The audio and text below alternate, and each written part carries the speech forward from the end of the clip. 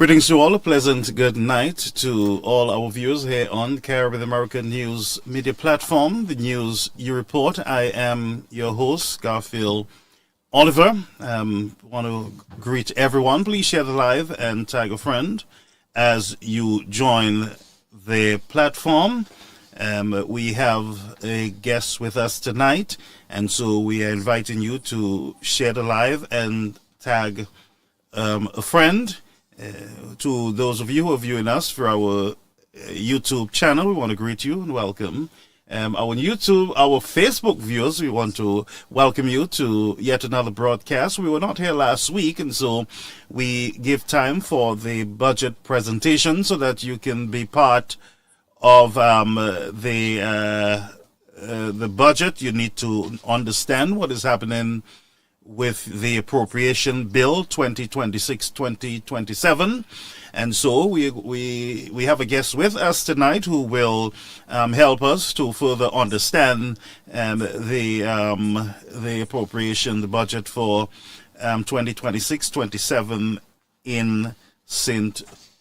Lucia. There's a lot going on around the world, and just today I realized that the gas price, they're a little higher here in New York. Thanks to BJ's, we could get a little cheaper gas. But for those, some of you in the region, I know you do not have an option. But tonight we will have a discussion. Our guest tonight would be the Honorable Alan Chastanet, political leader of the United Workers' Party and opposition leader, former Prime Minister of St. Lucia. So please share the live, tag a friend. I want to greet our brothers and sisters in Guyana, also Trinidad and Tobago, St. Vincent and the Grenadines, Jamaica, all those of you who are logging in from Belize and the other nations. Thank you so much for being here with us. To our Radio 360 viewers, you too are most welcome here with us on the network. All right, so we're going to take a minute break and we will be right back. We encourage you again to share the live and tag a friend. We get to work soon. Welcome to Caribbean American News Media. Let's get to work. I'm here to help. Welcome to Caribbean American News Media, with me, Garfield Olliver, the news you report. Let's get to work. All right, so we are at work, folks. Our guest tonight, as I said to you earlier, is none other than the Honorable Alan Chastanet, and we're happy to have him with us on the platform. He's joining us through cyberspace. Mr. Chastanet, welcome to the platform. We're happy to have you here with us for the first time in 2026. Of course, I know that you're a fan of the show, and so we want to just say to you that we're happy to have you here with us. Our viewers look forward to the engagement with you here on our platform. So welcome again, Mr. Honorable Alan Chastanet, to the platform. I'm going to give you some time to greet the people. I know that they're excited. I can see many of them on the live. Greetings to you, sir. Well, it's always great to be with you, Pastor Garfield. And then first of all, I hope you wish best wishes to your wife, and I hope that she's recovering very, very well. Very well. Yeah. And also to all of your viewers, to wish them a happy New Year. I know it's late in April, but I've not been on your show, as you said, since the beginning of the new year. Yeah. We have the budget that just took place down here, Garfield, which was timely, especially when one considers that there was a premature election, meaning an election that took place almost 2 years before it was actually officially due. And even during the election, we became very suspicious as to why the government was calling the election early, and whether that there was something that they knew that they didn't want to tell the general public. Well, the budget has revealed a lot of information as to why the government would have called the election early. if I could maybe, with your permission, Yes. speak to three components of St. Lucia: the economic situation, the social situation, and the situation we know as governance.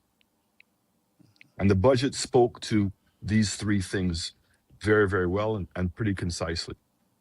From an economic perspective, we now know that the work plan that United Workers' Party embarked on after COVID or during COVID was one of the best recoveries in the world. And so, notwithstanding that the economy during COVID in 2020 contracted by 24%, Antigua had contracted by 20, and the other OECS countries anywhere between 17 and 18%. But what was interesting, Garfield, is that in 2021, St. Lucia's economy grew by 12%. Only two countries in the entire Caribbean actually grew in double digits. That was St. Lucia and Guyana.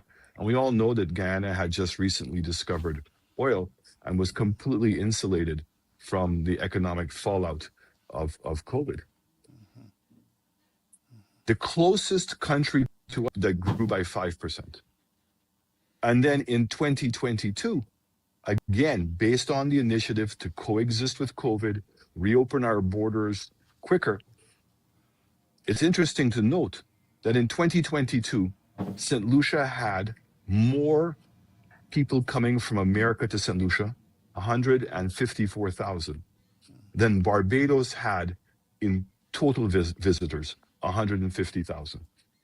And it was that initiative of reopening our borders and focusing on construction that helped stimulate the economy.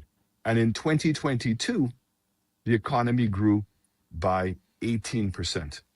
And again, in comparison to the other places in the Caribbean, nobody else other than Guyana had grown by double digits. So again, St. Lucia by far outperformed everybody in the Caribbean. The purpose of me saying this is by 2023, whereas the debt to GDP, a very important indicator, Garfield, because the debt to GDP basically is a good indicator as to the burden of debt on your entire GDP. And that's in essence what the ratio is telling you. So the more the debt, the bigger the debt is in comparison to your GDP, it would suggest to you that the country is having to work overtime to be able to overcome the debt burden that you have. And so the prudent level for debt to GDP is somewhere below 60%.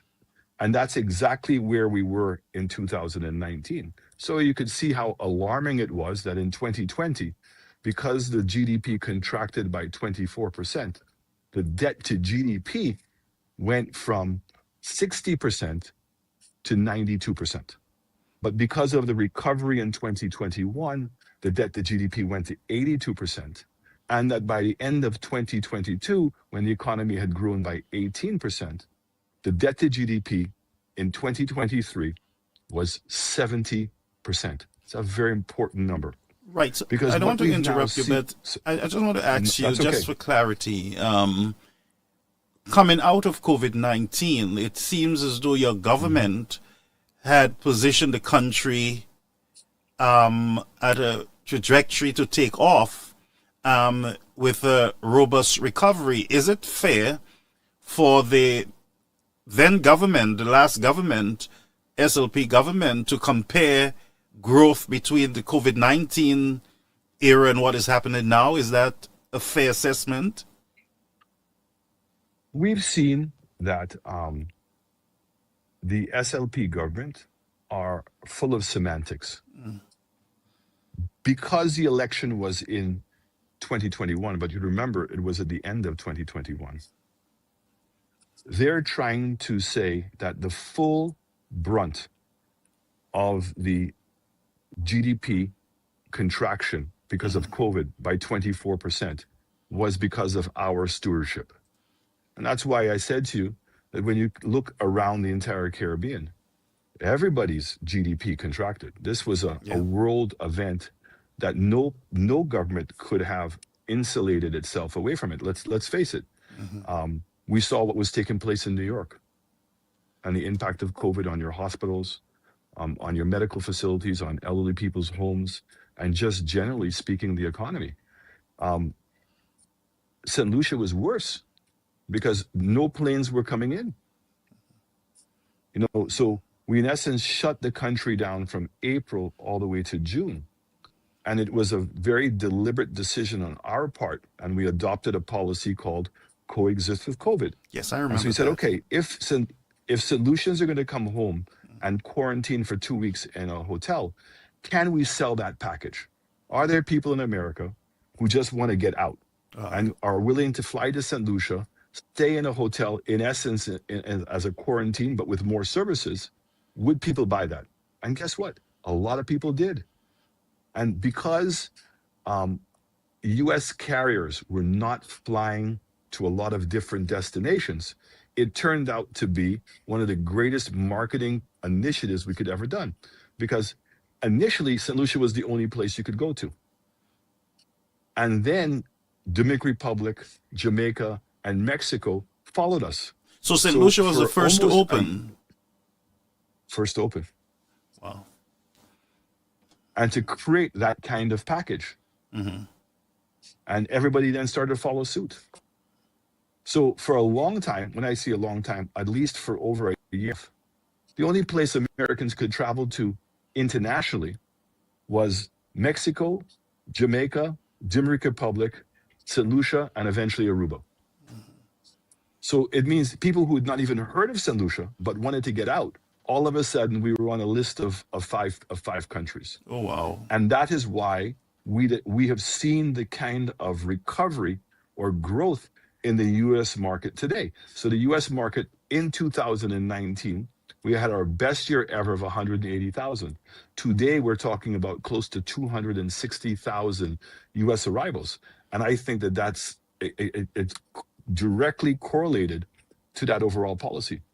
But the critical thing I want to say here is that by 2023, Labour Party was in government and the debt to GDP was 70%. Now, I've always asked myself this question. If when the Labour Party came in, they did not stop HIA Airport, it would be finished by now.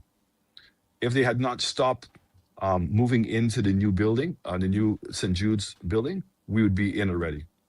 If they had not stopped the DSH, we would have had horse races going on, and more than likely, the hotel would have been built with the university, and also the cruise ship port in Vieux-Fort would have been completed. If the SLP had not stopped the highway in Gros-Islet, I think that we would have completed the entire highway already. If they had not stopped the housing developments in Choc and Taverne, where would our economy have been? So notwithstanding that they stopped those projects, the economy still grew by 18%. But that's a question that we're always hypothetically going to have to ask ourselves. And it will be interesting to debate with different people as to what would happen. But the point I want to make is that in 2023, the debt to GDP was 70%. Wow. In the period leading up to 2019, United Workers' Party ran primary and current surpluses. And in fact, in 2018 and 2019, we were $57 million a deficit for our overall balance. So it means we were very close to actually achieving our goal of having an overall surplus budget. What does that mean? That means that the cost of wages and debt and your capital expenditure and that our revenue was greater than all those costs. And that's really where we want to be able to get as a country. And in those 3 years, we added about $110 million of debt every year. But interestingly, our GDP was growing at a pace of around 3% per year, the GDP was growing faster than the debt. And that's really what you want to be able to achieve. You then had COVID. We had to borrow $350 million in the first year because our revenue, which was $110 million a month, was cut to $55 million. So we had to borrow money in order to be able to pay salaries, and in order to keep the lights on in the office, because whatever money we had to go towards paying the debt of the country. So we were just generating enough revenue to cover the basic debt of our country. So you were able to pay So government workers every month during the COVID-19 period. correct. We paid all the salaries, we paid all the operating costs. And here's the big one that a lot of persons would not appreciate. We have, on average, every year, around $700 million of bonds and treasury bills which come due, meaning that they're in the process of being expired. And generally, 98% of those instruments are rolled over, meaning that people recommit for another year, another 2 years, another 3 years, with whether it's bonds or treasury bills. In that year, because of the COVID crisis, people needed money. And 25% of our bond and treasury holders redeemed their money, meaning that we had to find that cash for them. So we had to find an additional $200 million of cash to be able to pay those instruments above and beyond the salaries and the operating cost of the government. And remember, the operating cost of government increased because people were working overtime. And you remember that we were paying for the quarantine hotels, and we were paying the border control to try to prevent people from going and coming from Martinique. So look, there was a lot of money at stake. But here's the point I want to make, is that since 2023, this government has added between 2023, 2024, and 2025, are you ready for this? $1.2 billion of new debt. And the debt to GDP in 2023 was 70%. Today, if you take and include the $650 million that they just borrowed a couple of weeks ago, the debt to GDP is 85%. Wow. 85%. Okay? 85%. Now, I think that everybody has a right to ask the question, given that they have accumulated a $1.2 billion of new debt, not including the $650 million, and that the debt to GDP has gone from 70% to 85%. And very importantly, this year, the debt increased by 6.5%, but the GDP contracted by 0.5%. So remember what I told you. You always want to be in a position where your GDP, your economy, is growing 60, faster than the amount of money that you're borrowing. Right. So the debt grew by 6.5%, and the GDP contracted by 0.5%. Okay? The other problem that we have, we say that, there's a saying where you say you're burning both ends of the candle. So on the debt side, this government, in my humble opinion, is been a dismal failure, and we have a serious problem of a debt burden that's going out of control. Because that's not what the government other side, is saying. That's not what they're saying. They're saying, look, they're doing very well. The country is doing well. There's surpluses, and there's nothing to see. Everything is fine.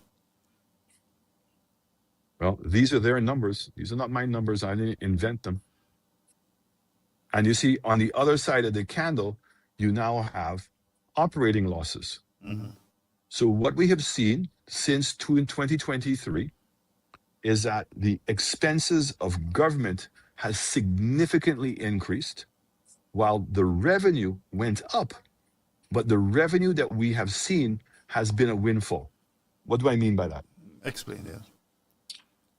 It means that government was charging the same level of taxes on goods coming into St. Lucia, notwithstanding the impact of inflation. So a soap bar was coming in. It used to cost $1.50. Let's say the taxes was 10%. So 10% of $1.50 is 15 cents, correct? Mm-hmm. But what happened is the cost of the soap bar went to $2.50. They were still charging the same 10%. So instead of collecting 15 cents on one soap bar, they were now collecting 25 cents on one soap bar. So what you saw was the actual productivity of the country didn't change, but the amount of revenue that the government was generating went up.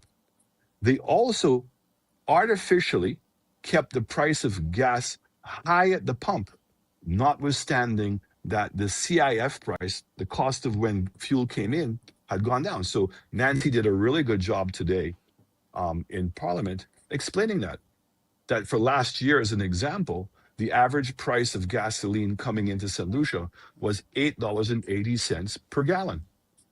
Now you have $1 that goes towards the dealer, $1 that goes towards the importer, and then $4 that goes to the government.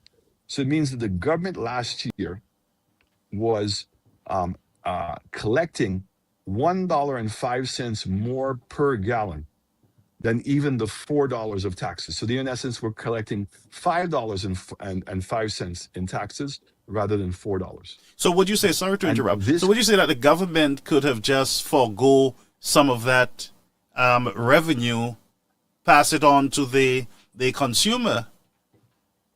in the form of cheaper gas. Cheaper Correct. gas, yeah. Lower the price. The other thing that countries are now doing, and I apologize to your viewers, so I will try to simplify some of these things as much as I can. When we're importing goods, there's two terms that you use. One's called FOB, free on board, meaning what's the cost of the product before it leaves Miami, once it's on the ship. And then once it enters St. Lucia, we call it the CIF price, which is the cost of the good, the insurance, and the freight. What countries are doing is now only charging the duties on the FOB price and not the CIF price, because the cost of freight has been going out of control. So again, if you leave the tax rate at the same level, this is a windfall that the government is getting and not necessarily reflects the growth of the economy. But in doing so, what you're in essence doing is passing on 100% of the inflationary price plus the taxes onto the consumer. And how did we see that manifest itself in this year's budget? Is that we saw that retail and wholesale sales had contracted by 3%. In essence, that's telling you that the consumers bought less things, and that's a very bad sign as to the future of our economy when consumers are basically saying, I don't have enough money to keep purchasing. And so people are already cutting back on their expenditures. And that's not a very good sign for the next couple of years of our economy Yes. in St. Lucia. Mr. Chastanet, that is something that I observe in this year's, this 2026-27 budget, that the government, I think it seems to me that they're increasing, and maybe they have no choice, the social programs, those social safety nets. They're offering a lot of one-time handouts, I suspect, to help to cushion this problem. And I'm not sure if they're tackling this this situation, correctly. What would you do in a case like this? A global crisis, high gas prices, food, everything has gone up. What would you do differently if you were the Prime Minister today? Well, you don't have to ask me that question because we went through a period like that and you saw what we did. We felt it was very, very important to protect households and businesses. We felt that the balance sheet of the government was much more durable and resilient than individual households and businesses. So we reduced the amount of income that the government was taking in. We're very measured in what our expenditure was going to be, but passed on those savings to people by keeping the gas prices low, by reducing the VAT rate from 15% to 12.5%, and that by finding monies to be able to give to those persons who had temporarily lost their jobs. And would not Because you've contributing got to to, NIS, right? some of them, 6,000 of them had not contributed to NIC. Wow. So basically, your UWP administration believe that the monies are better in the pockets of the people. Correct. And in fact, I can't believe sometimes how honest the prime minister was during the budget, because he said that the United Workers' Party was advocating for them to reduce the price of gas at the pump. Yes, he did say that. And even though he could have, he didn't, because he didn't trust how the people were going to spend the money. So he don't trust. That the public So squeeze on the. how they're going to spend the So money. basically, what he's saying is that you squeeze them at the pump because they don't know how to manage their own finances. We know better than the people, and so it's better with us. And so we squeeze them to say, look, we have surpluses and we're doing well. Correct. But the people are not doing And, well. and even when you talked about some of the things that the government has done, there's no truer words than when the prime minister said years ago that $5 can block a hole. So we've actually seen and now understand that that is actually an ideology of the Labour Party. So let's take two recent actions by the government. You've heard the government brag about paying for CXCs, Yeah. which is around $500 per child. How often in the lifetime of a child does a parent have to pay CXCs? It's once. It's once. Once. So a one-time payment of $500. But meanwhile, the parent has sent that child to school, preschool, primary school, and secondary school before they can benefit from a one-time fee of $500. Now, compare that to what United Workers' Party was doing when we were giving kids ebooks, and we had a license which allowed for the books to be loaded onto the ebook tablet. And what would have normally cost the people $1,000 per child per year to buy their books, the government of St. Lucia was paying that for them. Oh, so what? So with the those, what do you call it? Ebooks, Ebooks. We would have just gotten rid of these expensive textbooks, correct, which would be a savings for families of $1,000 per child per year of secondary school. And eventually our goal was to introduce the program into primary school. So what went wrong The with other one- with the ebooks? The government stopped it. And what the government now is promising is it gave people computers, which has no software in it, and are now promising to go back to the ebook under the guise that they would have created the software. The same books, but the software that was downloading the books into it is now created within the OECS. Look, these are semantics. The numbers that I'm giving you are factual numbers as to how much the people would have saved. And then now the most recent one that has, in my humble opinion, just simply been a distraction because we just need to calculate it. So you're talking about that on average every year, around 900 to 1,000 kids are graduating. Sorry, 2,000 kids are graduating. So at $500 per child, we're talking about $1 million, correct? EC is what the government was going to spend. And we were providing at $500 per child for 9,000 students. 4.5 million thereabout dollars per year to pay for the books. Which one do you think people are better off on? Now the government is saying that they're going to give $1,000 towards any mother who has a child. Right. And we've now seen the philosophy behind that changing. So initially, it was to say to help ease the burden of the mothers. Right. Well, people have seen through that. Now they're saying that it's a policy towards encouraging people to have kids. $1,000. So you have the child, but now you have the burden of raising that child until they're 18 years old. And I won't even have to begin to calculate how much that's going to cost. But again, Garfield, people in St. Lucia are not so stupid. A lady came up to me when I was going into Parliament. I can't invent this kind of stuff. She said to me, Mr. Chastanet, I'm going to have triplets. So I thought that she was being a little bit facetious with me.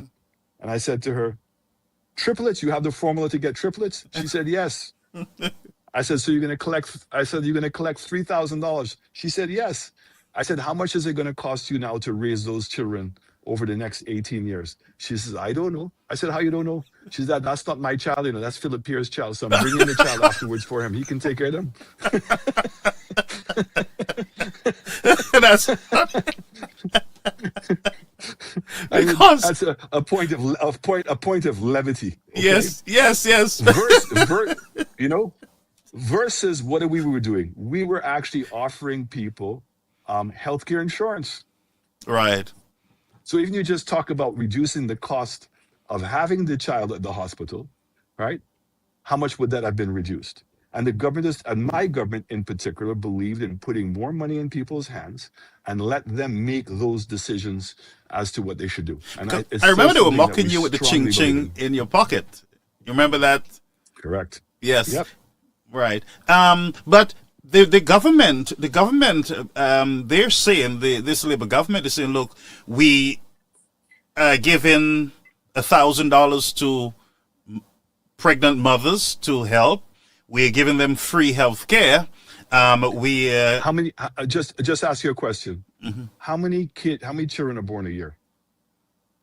I really don't know. 2,000. 2,000, and at what rate we should be doing this? Well, forget about the rate. I'm just saying to you, 2,000 at $1,000 per child is $2 million. And just on the gas alone, this last year, the government made $24 million extra. On gas, so if you really said? Want to be on gas, just by the extra amount of excise tax above and beyond the $4 that the government was charging.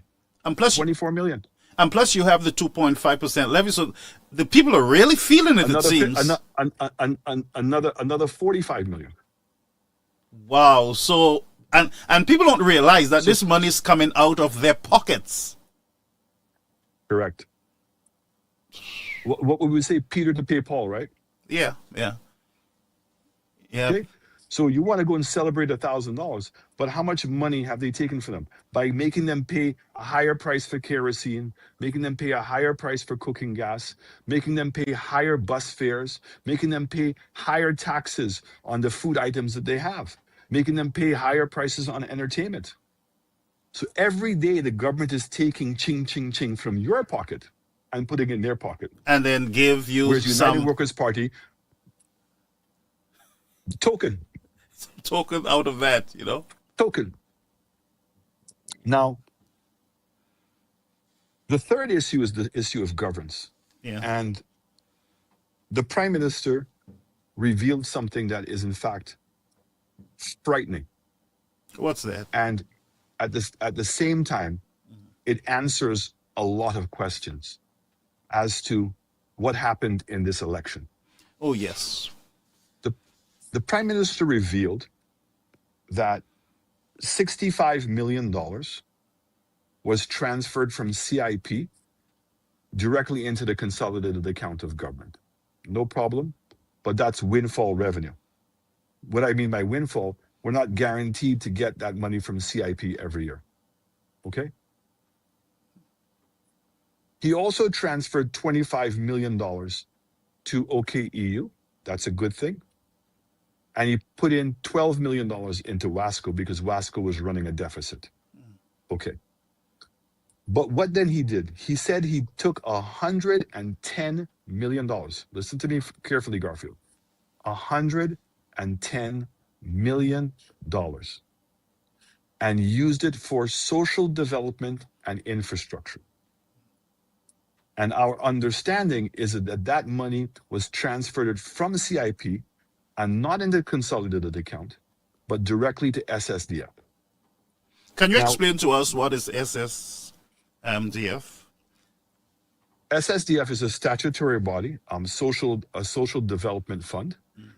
When CDB and other donor agencies are giving us money to be able to help the more vulnerable people in our society, it tends to go to S.S.D.F. So when you see food vouchers, when you see short-term program STEP, when you see any kind of a social assistance that the government is doing, they generally do it through S.S.D.F. So here it is that we would have sent now $110 million into S.S.D.F. to help people. Now, I would have thought that if the government was doing that, it's something they would have bragged about.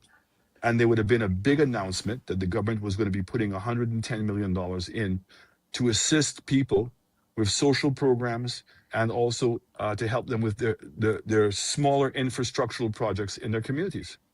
No such announcement was made. Nobody even knew the money was being spent. But I could say to you that during the election, we saw it. We saw the number of food vouchers. We saw the number of short-term contracts. We saw a number of grants being distributed. I never knew how much money, $110 million. And I that want is, to put $110 million. and that was Sorry, go reported ahead. from the government agency, 110 million. Entering in the budget. Can I just play your exchange on that Sure. in the house? Is that okay? Sure, please. Okay, good.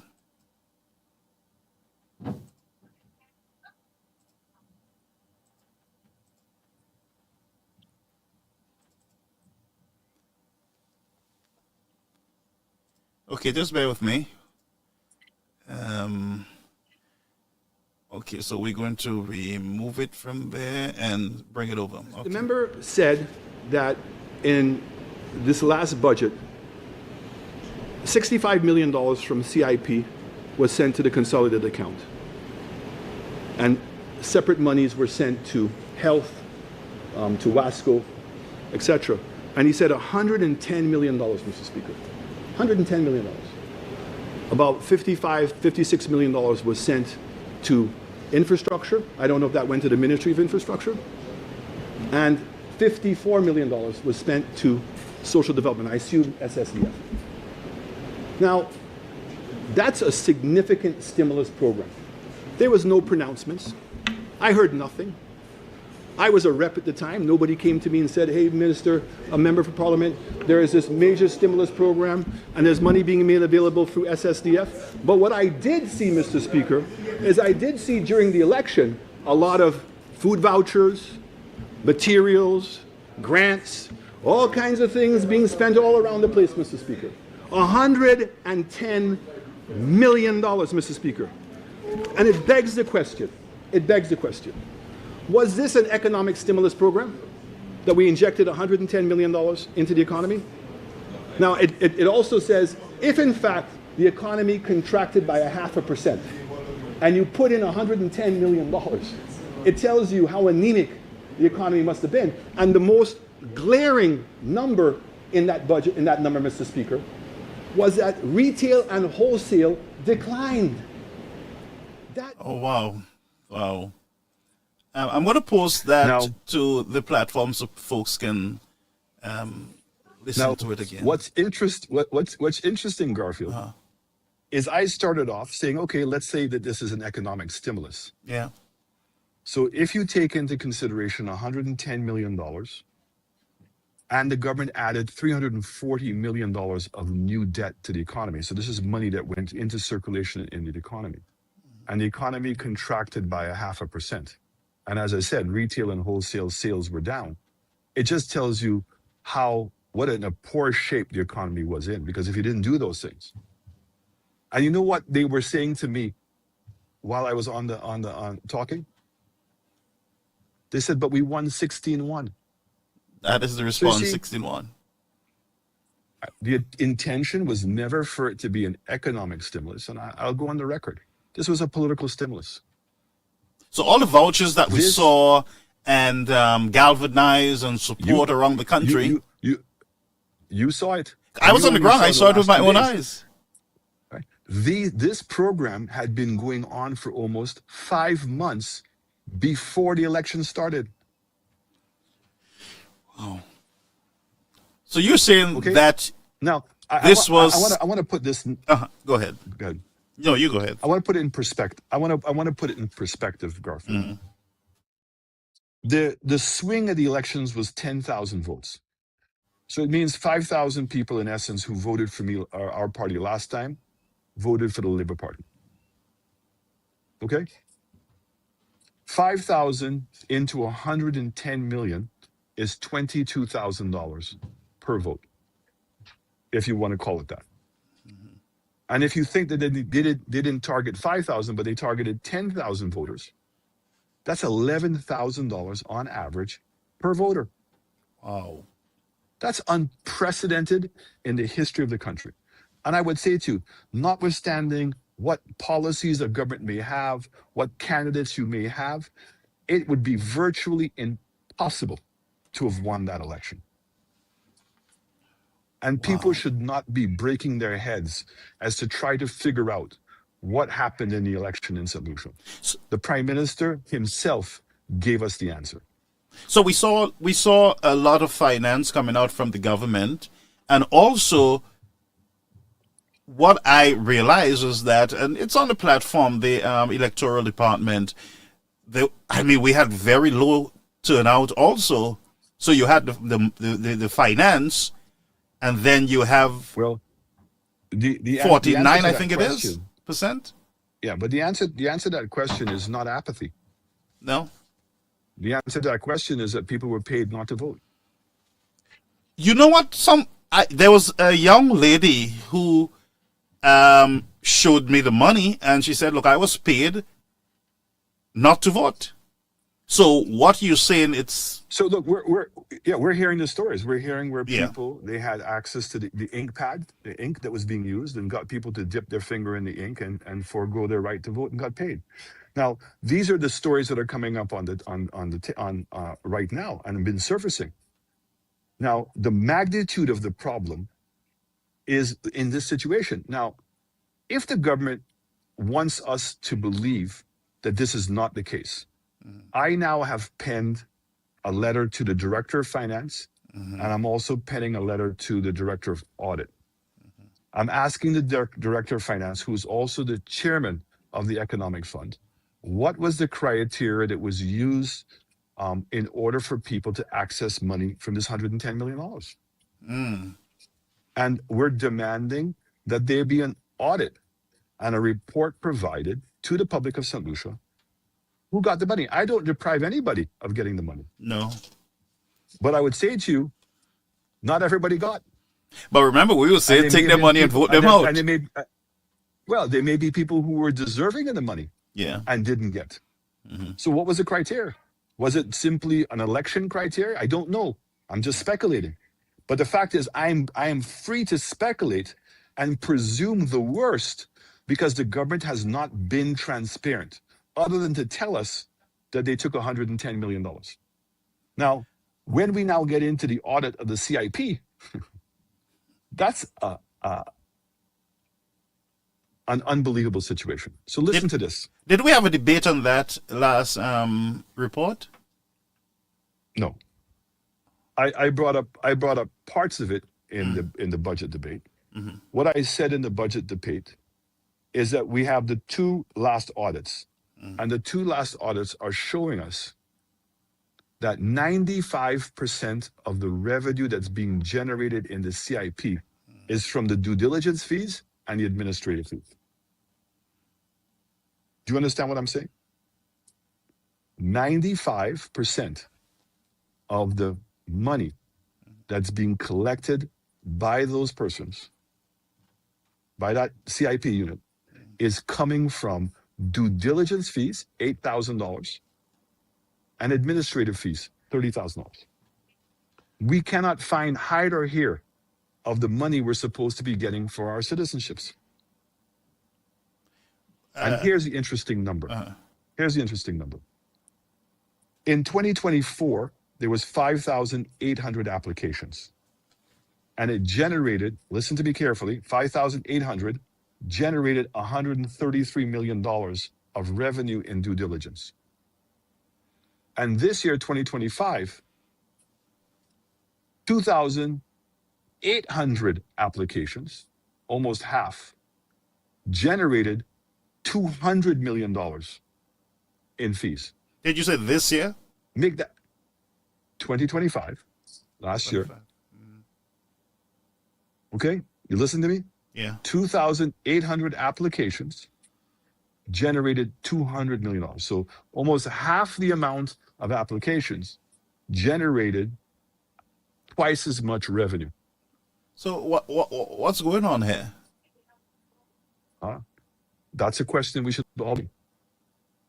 And you see, what the Prime Minister was trying to run away from is that the auditors said at the time of signing off on the financial statements, which was in fact November 20th, which was 1 month after the report was due in Parliament.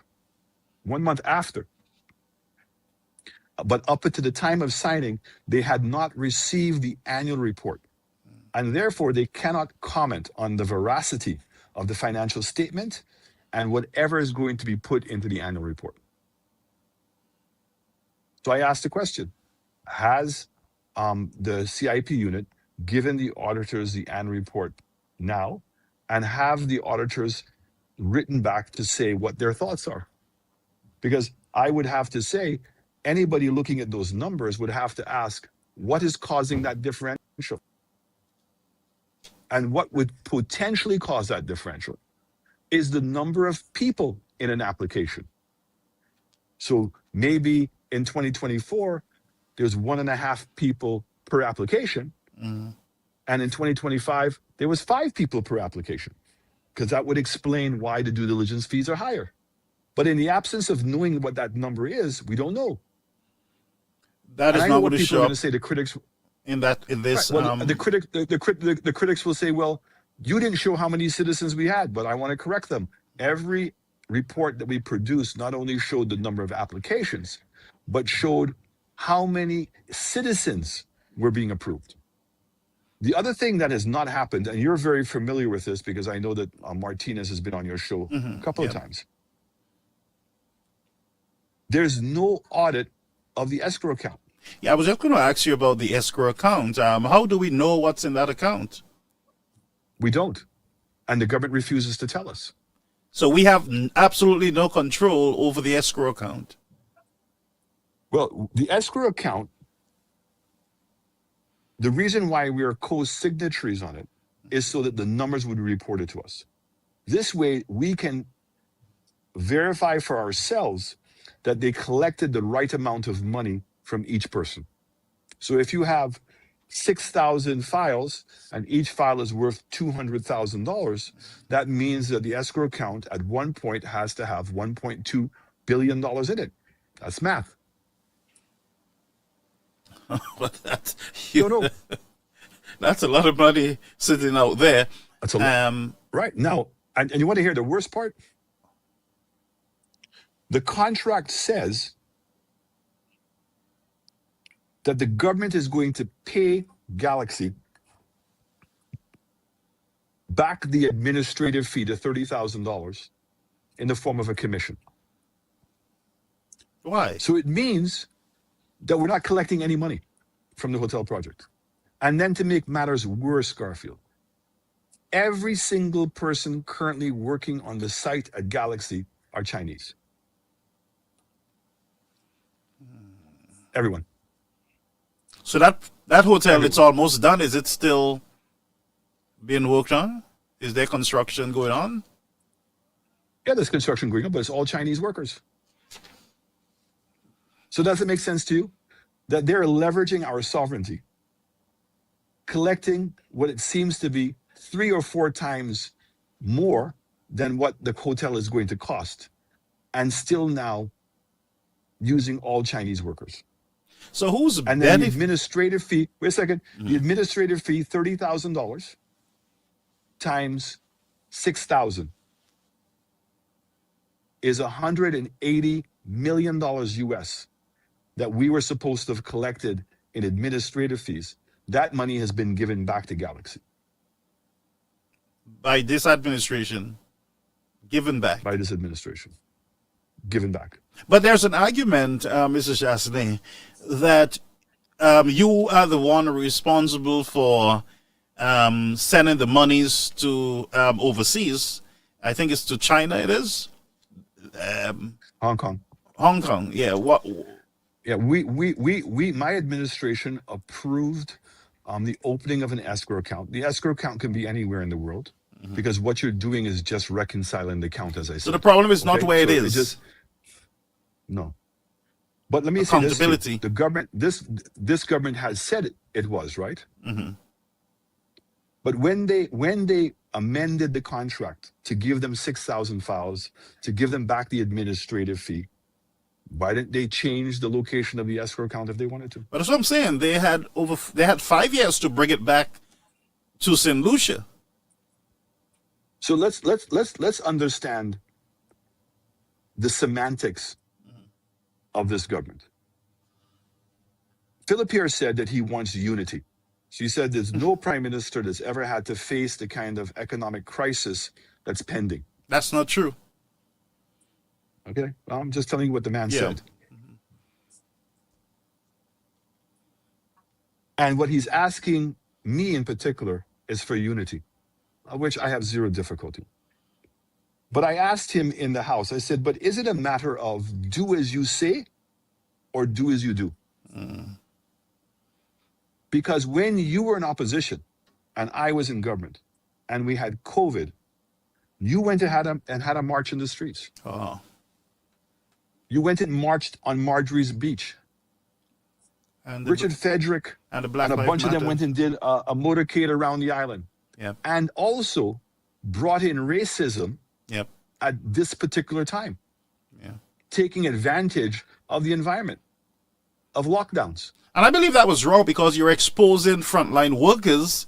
The police officers got to be out there to man the streets. And Absolutely. But Yeah. so but let's go deeper. They demonized Cabot. Yeah. Now, I don't know if you know this. On that same piece of land, before it was Cabot, it was Raffles, which was a golf course, a hotel, and residential, exactly the same as Cabot. That's why Cabot bought it. And the persons that gave Raffles planning approval was labor. The persons that broke the ground for Raffles was labor. Oh, The man. persons that celebrated it as a breakthrough project was labor.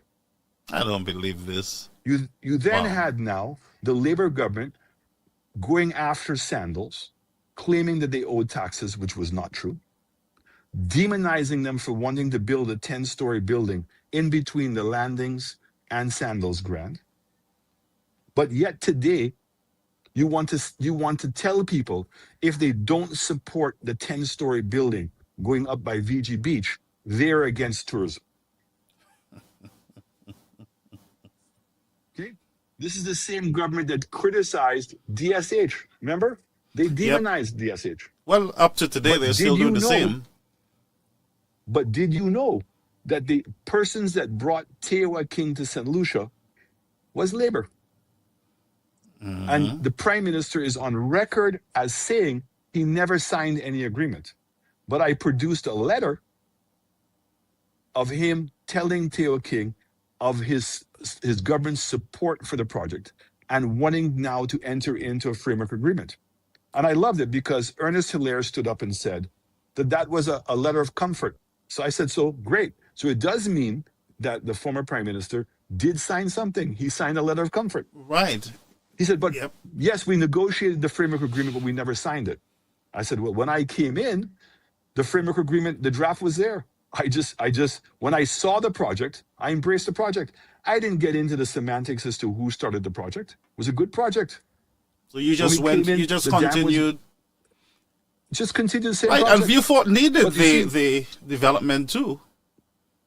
The people well, of the people Viewport. in Viewport need to celebrate, because United Workers Party was going to do a cruise ship port in the south, which is where it should go.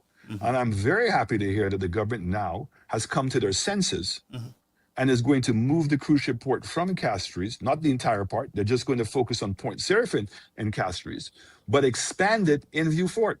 Wow, that's. Hallelujah. Are you serious? Hallelujah. I'm serious. Wow, this Hallelujah. is a kumbaya See? moment. We now know, because we have history on our side. The Labour Party said that it would have taken 6 months and $30 million to have completed St. Jude's. Yeah. Now we know the old one. Now we know the truth. That's not true. We're going on 6 years. We're going on $300+ million, and we're still not open. We're still not open. Right. And I heard Renault So in you an see, interview saying that what he would have done with the new building that you did, with what the United Workers Party did, was to give it to an outside entity to have a private hospital. So in my mind, I'm saying, I mean, why? Renault, I hope he's listening to me. Renault speaks from both sides of his mouth. Okay? So I don't trust anything that Renault says, because here's a man that has obtained over $1 billion of government contracts. He now recently got the contract for the container port in Bexaw. Nobody knows any details. He went and did the Vesique Road. Where is it that you could ever believe that the Ministry of Infrastructure would allow a road to start without getting Lucia to go in first to move the poles? Yeah, that was So confusing who to gave me. him who gave him permission to do the road? How much did he get paid to do the road? None of us know. So the plan was that the new building we were going into was specifically made bigger so that the downstairs would have been housed the hospital for the south, and upstairs would have been an international hospital for the whole of St. Lucia. That's why the helicopter pad. So all that was put in place. And more importantly, the operating cost of our local hospital would have been reduced because it would have shared the facilities with an international hospital. Oh, wow. And we already had worked out with the cruise lines to get the cruise ship workers to use our hospital so that we would get volume. So if your administration, let's just say, had won the, is it the 2021 general elections, at this point, we would have had a new hospital. We would have had International as well. a new airport, an updated airport, Yep. a cruise ship, Yep. a home port. Yes. So Viewport would have, the horse and plus race- the racetrack. the horse race, and the new hotel and university that DSH was building. Oh, they were doing a university there too? Correct. Because solutions are of the opinion that the DSH project was only a horse race. So they would say things like horses before hospital. Which I still don't understand what that means, because Yeah. the government of Solution never paid anything towards the horse racing. The horse racing track was the first step. And he paid for everything. That was his goodwill. So the government did not give him any CIP passports to sell. None. There was no finance from the government. I told you that was the standing joke. I remember when in the deal is that they were going to give CIP passports for horses. And I said, but what happens when the horse dies? Look, we agreed that was not going to work. No. So what we agreed to do was to facilitate legislation to allow for horse race betting, and that the government would have foregone any kind of royalties on that betting to help subsidize the operating cost of the horse racing track. But he built and that's the operations, But he put all of the capital money in. He brought all the horses in. And up until when we left government, he was responsible for all of the operating losses or profits at the facility. So look, this is a significant loss for the people of this country. And now I'm hearing that the airport, instead of costing 200 million US, is going to cost upwards of 400 million US. Because we wasted And a that the lot of government is time. going to do, right? The government is going to do a bolt agreement. I have no idea how much of the head tax now they're going to give away, because we were only using $35 of the head tax. So it's going to be interesting to see how much of the head tax the government intends to give them. But anyway, I just wanted to share those things with Yep. you, Garfield. I just want to say that for all your solution viewers, the country is not heading in the right directions. We see a situation where the cost of running government, rent, is up to 85 million. By the time the halls of justice opens up, the rent will be $115 million a year. That most ministries now have reduced their capital expenditure, but recurrent expenditure, which means salaries, has gone up. That the government has been benefiting from windfall revenues from inflation and the fluctuation in the price of gas, and that they have been benefiting and using CIP money unbeknownst to all of us in the economy. And I'm very concerned, because now that we've lost our British visa and that we're on threat to lose our Schengen visa, our European visa, what's going to happen? I mean, were you not astonished? I don't know if you saw Alva Baptist's presentation. Yeah, I did. Here's a man.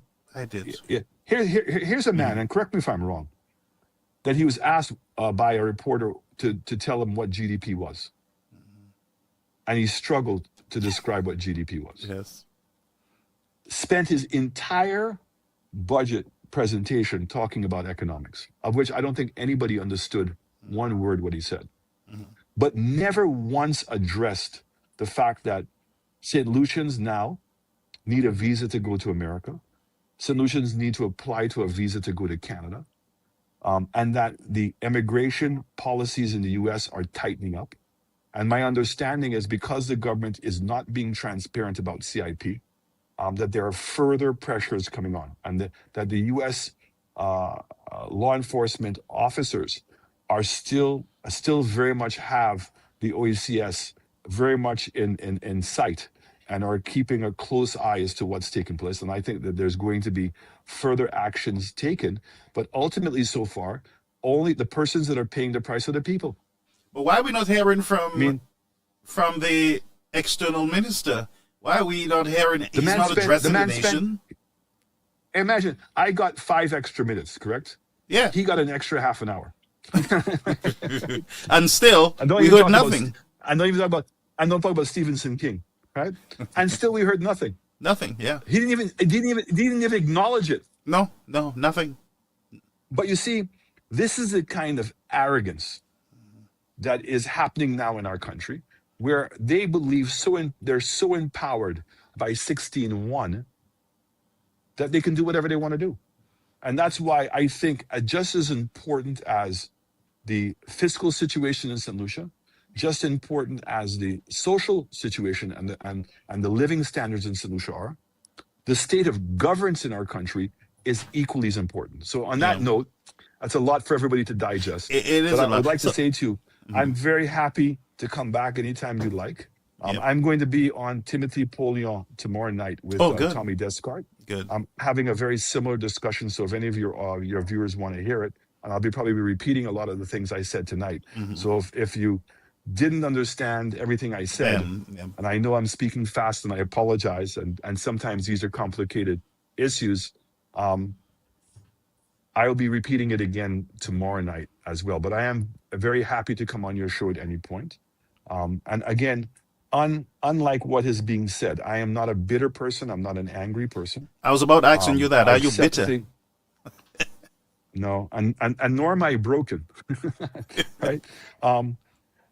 Look, I and even when people want to tell me, boy, you guys didn't do a good enough job of communicating to people. Now that I know $110 million was pumped into S.S.D.F or through some entity that clearly, in my humble opinion, significantly influenced the outcome of the elections. And that's not bitterness on my part. That's a reality.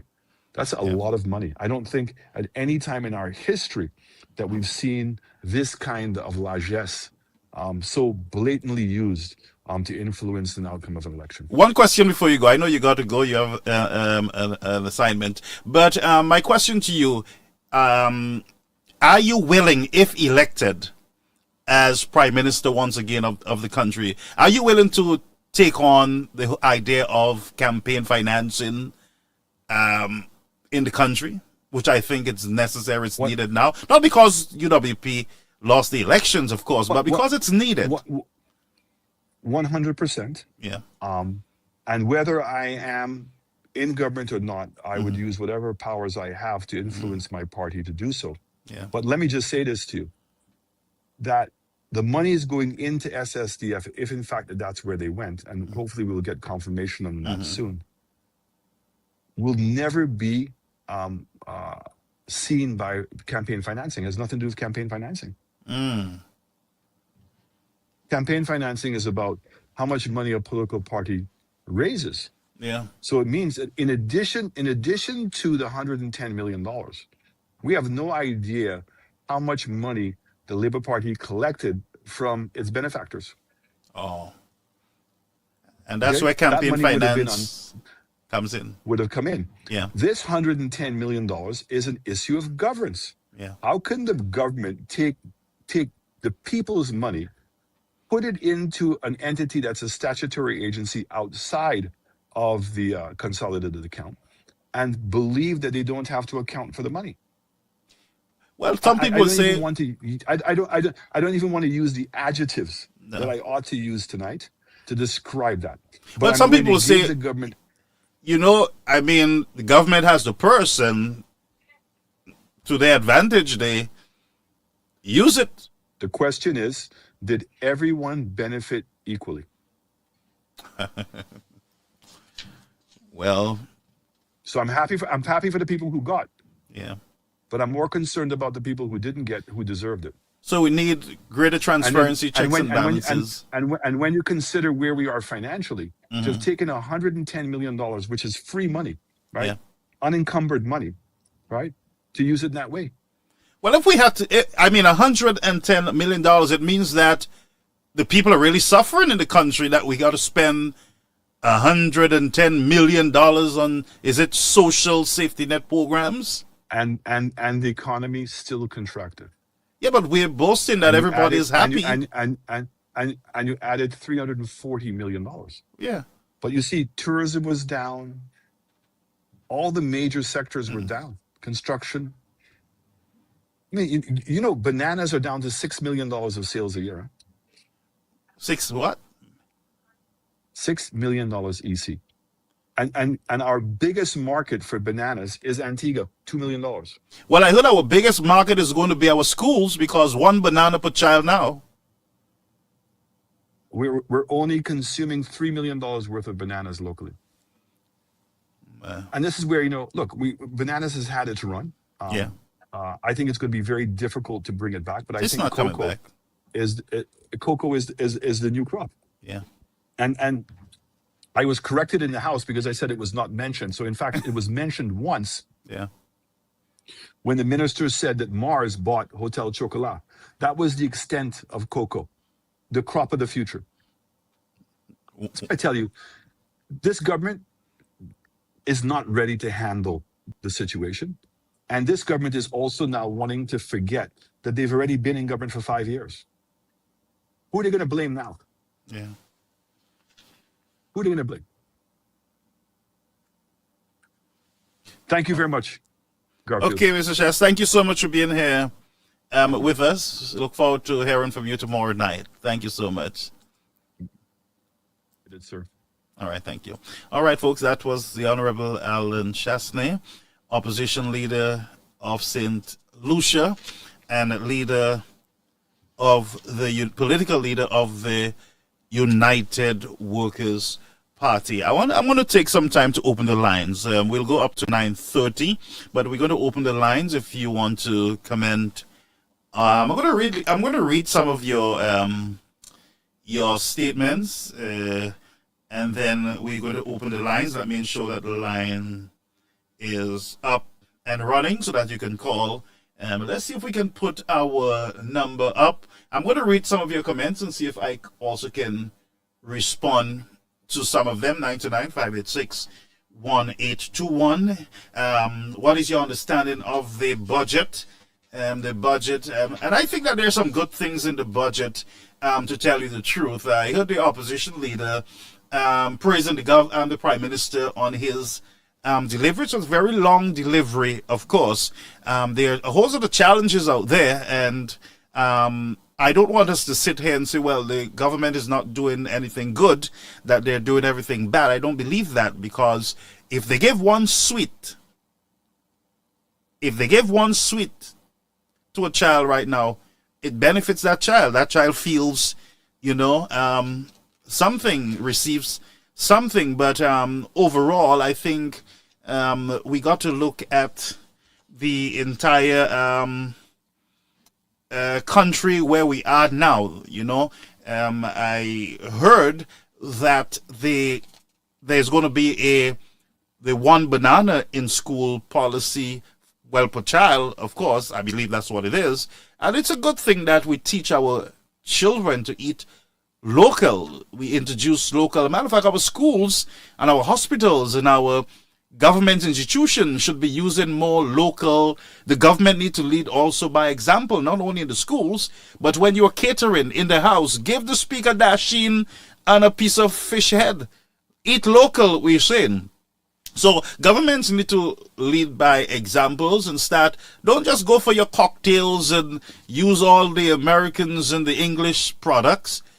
Yes, let's start introducing it in the house, after the house sitting. Let them go and eat some dumpling and dasheen, let the schools start using the local products. Our hospitals, we can ensure that majority of what we bring in to the hospital is local. Back in the day, St. Jude Hospital, the farmers, people would bring in, the fishermen, they would bring in, to help with their bills. They will bring fish, they will bring dasheen, bananas. There was always local foods at St. Jude Hospital. I think we need to go back there.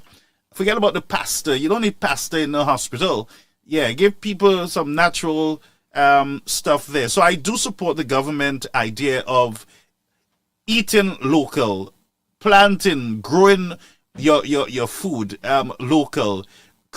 We need factories for some of the fruits that we have wasted all over the country, like mangoes, pineapples, and those things. We need to have more local stuff on our shelves. So it is a challenge for the agriculture minister, who is new, and also Prime Minister Pierre, who's doing his best to push the idea of let's start getting back to local, doing local stuff, eating local things. Very important. We should not mock it. I don't believe we should laugh at it. I think it's very important for our nation. I've always been pushing that families need to get back in the garden. They need to use the space, the space and produce your food, your seasonings. I see people from Dennery going into Castries to buy sweet pepper and to buy. You should not be going in Castries to get those things.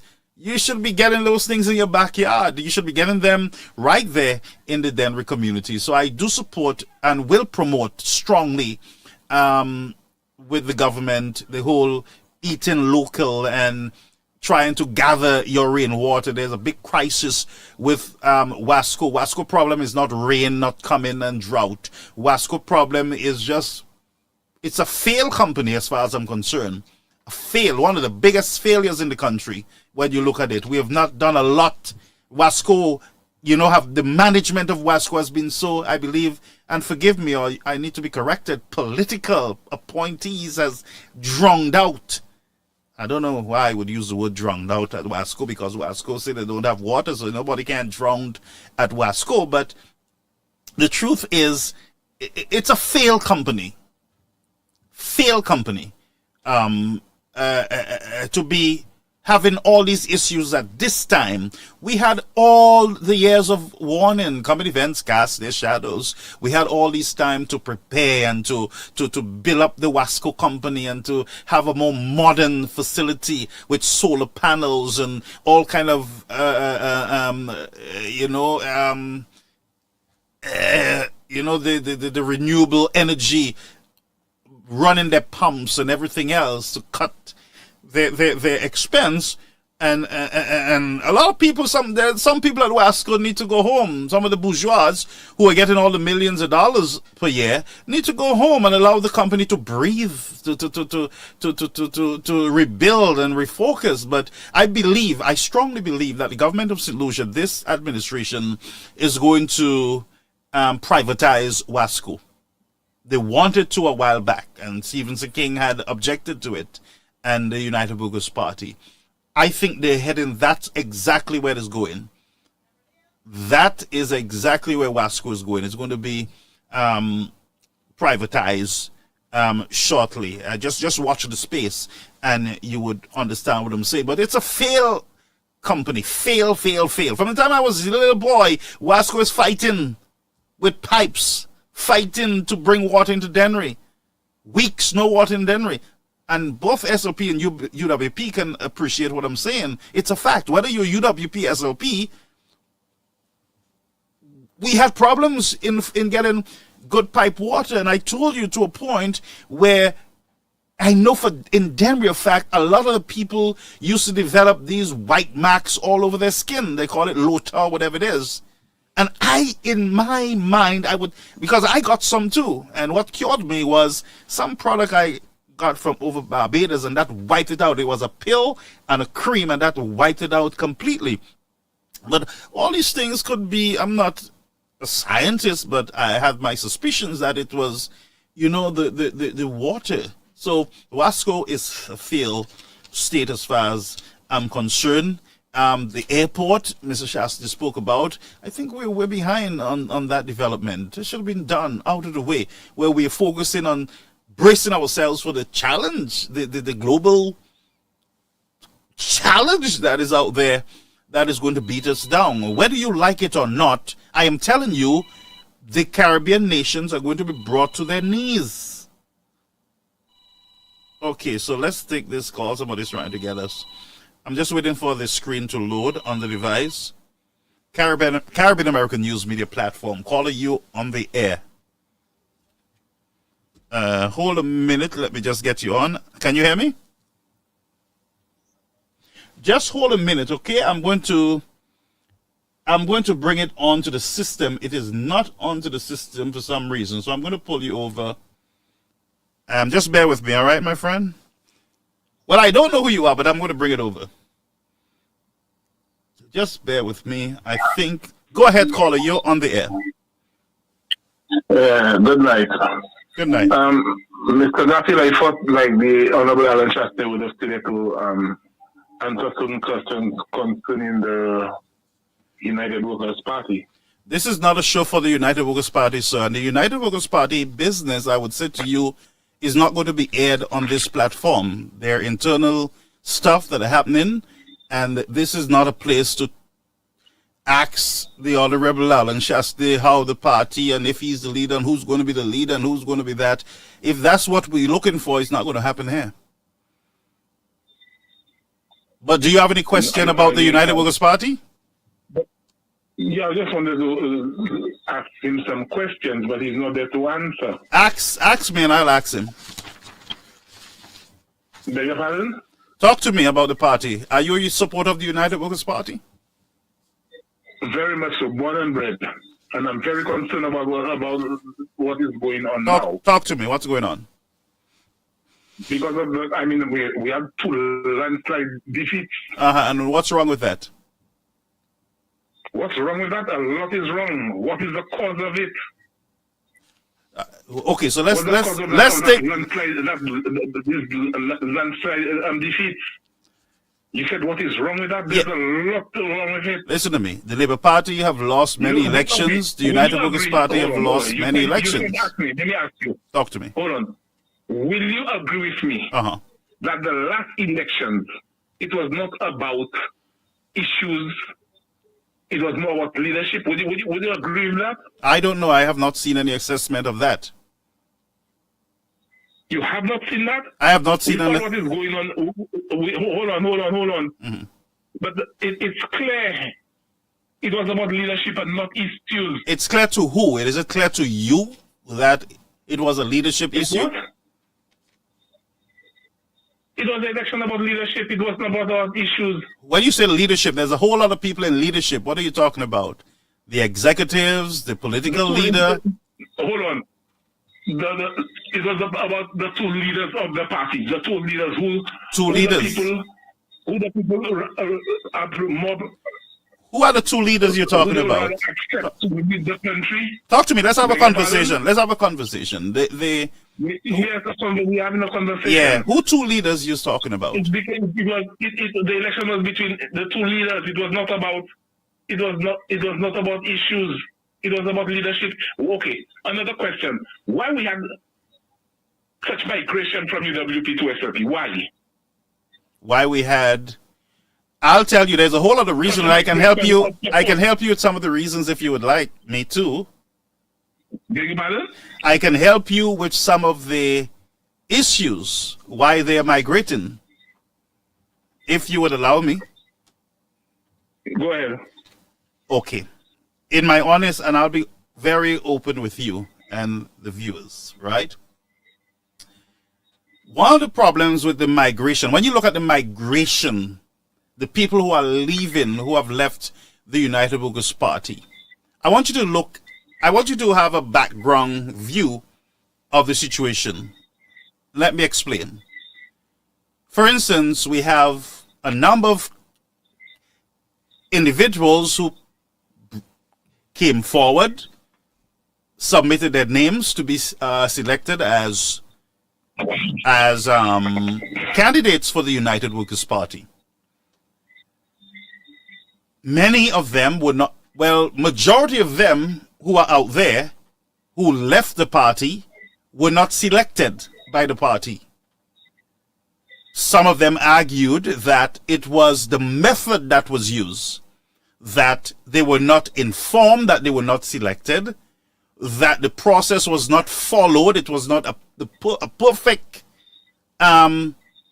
process, and therefore they got angry. Some believe that some people misled them, lied to them, and so they got so disgruntled that they left the party.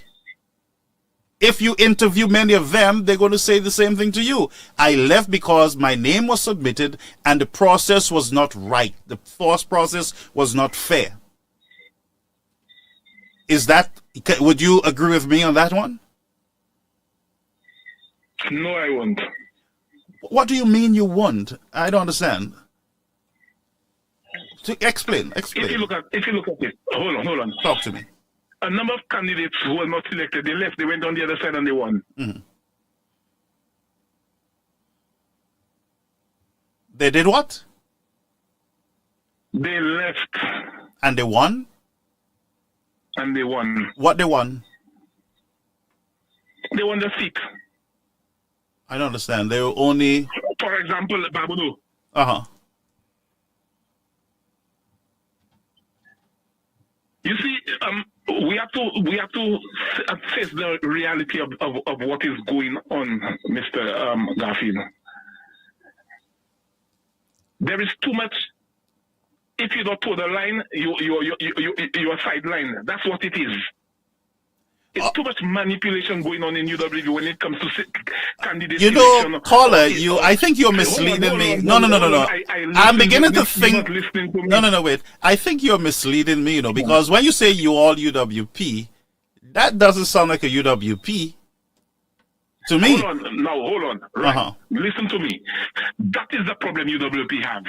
Anytime you speak about the ills of that what is going on in the party that is not right, you are not UWP. You don't sound, what I'm saying, based on your approach. On the hierarchy of the party, you're not listening, but I gave you a chance to talk. Give me a chance. Well, it's my program too, Go ahead. I know it is not a program if you don't have listeners. Well, can you have a program to yourself? Yes, of course.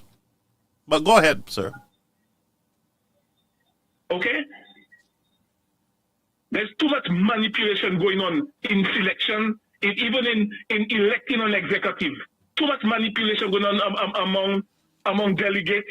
It's supposed to be a democratic process. So how do we fix that now? How will we fix that? Mm-hmm.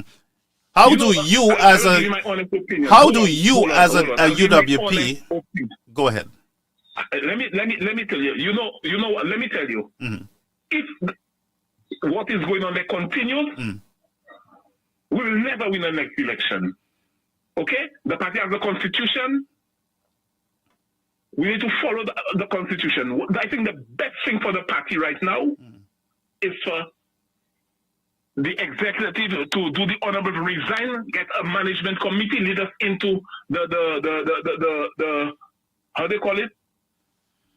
Convention? How they call it, what is supposed to be, I beg your pardon? Convention? Lead us into the convention, and let the process be free and fair. Let it be democratic. Stop the manipulation. Okay, so let me ask you. It sounds like you're very passionate about your party. Did you vote? I'm very passionate. Did you vote in the last election? I've been voting from the time I became 18. I've been voting UWP and supported UWP inside out. So you voted for the United Workers Party in the last general election? Yes, I did. Okay, and I want to say on behalf of the party, thank you so much. I want to say... Hold on. I campaign for them. That is the problem with us, you know. Okay, you're finding a lot... Hold. You're finding a lot of problems with the United Workers Party. You realize that, right? Everything that you have said to me tonight is the problem with the party. What is good with your party? What do you want to sell to the nation about your party that is good? Tell me one good thing. It's not, you know where we have to start? The party needs to be restructured with a fresh approach, with a new face. Sir. We cannot continue. You cannot tell me we had a base of about 35,000 and it went down to about 25,000. We lost 10,000 voters. The base of the party is dwindling. We did not get 20-something thousand votes in the last election, sir. How many votes we got in the last election, Mr. Olliver? I got to check it out again, but I believe it's above that. It is about 30-something. It's in the 30s, I believe. The party's base is dwindling. So, caller, the party is not attracting. Caller, I am asking you again, right? You have said a lot of the negatives about the party. I want you to tell the nation. That's where we are today. Caller, hold a minute. I want you to tell the nation one good thing about your party, the United Workers Party. One good thing? Yeah. We have lost our way. You see, up to now, you can't find one good thing about your party. But there's not, to me personally, I don't see nothing good going for the party. Nothing. So you're part of a nothing good party. That is the state we have reached, got ourselves in. That's the hole we have gotten ourselves into. That is why we don't want to face the reality of the story. Who don't want to face it? You know, the supporters, a lot of the hacks. So now you're calling the United Workers Party supporters hacks. But a lot of them they don't want to face the reality of the situation. And you want to force them to face what you think. You want to force them to agree with you that their party is no good. It is in a bad place. Right now, it is in a bad place. If the status quo continues, we'll continue to lose. So I'm telling you, the party needs a new structure, a new system, a new face. What do you mean a new face? What do you mean? Get to the point. What are you saying? They should get rid of Alan Chastanet? Get rid of who? Who should they get rid of? We need a new leader. It is straight, right? But it's clear. We have two massive defeats. And we have never had massive defeats in our history. What happened? Well, after we had the massive defeat, what happened? I'm asking you. Have we ever had any massive defeat apart from what you're talking about? We had a 61 defeat. You remember? Mm-hmm. Under whose leadership it was? Didn't the leadership change? And let me ask you, who are the only two leaders in the United Workers' Party that brought the party to victory? Who are the who? Who are the only two political leaders in the United Workers' Party that have brought the United Workers' Party to victory?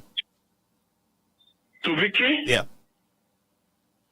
Sir John Compton alone. Pardon me? And Alan Chastanet. Come on, use the name. Don't be ashamed to don't.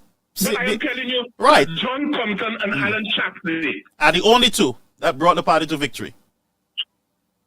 Whichever two leaders we are that won an election. And Von Lewis won a by-election and he became Prime Minister. Stevenson became Prime Minister after Sir John died. He became Prime Minister. Yes, we voted for Alan Chastanet, but he has failed. Who failed? Alan Chastanet? How he failed? He has failed. The party has failed under his stewardship.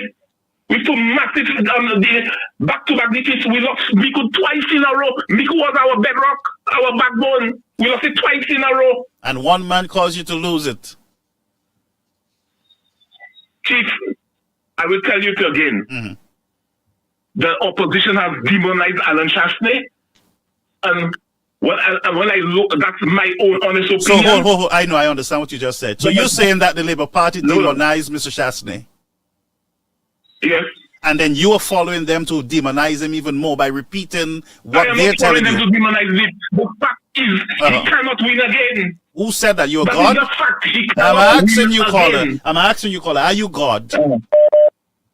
How what? Are you God?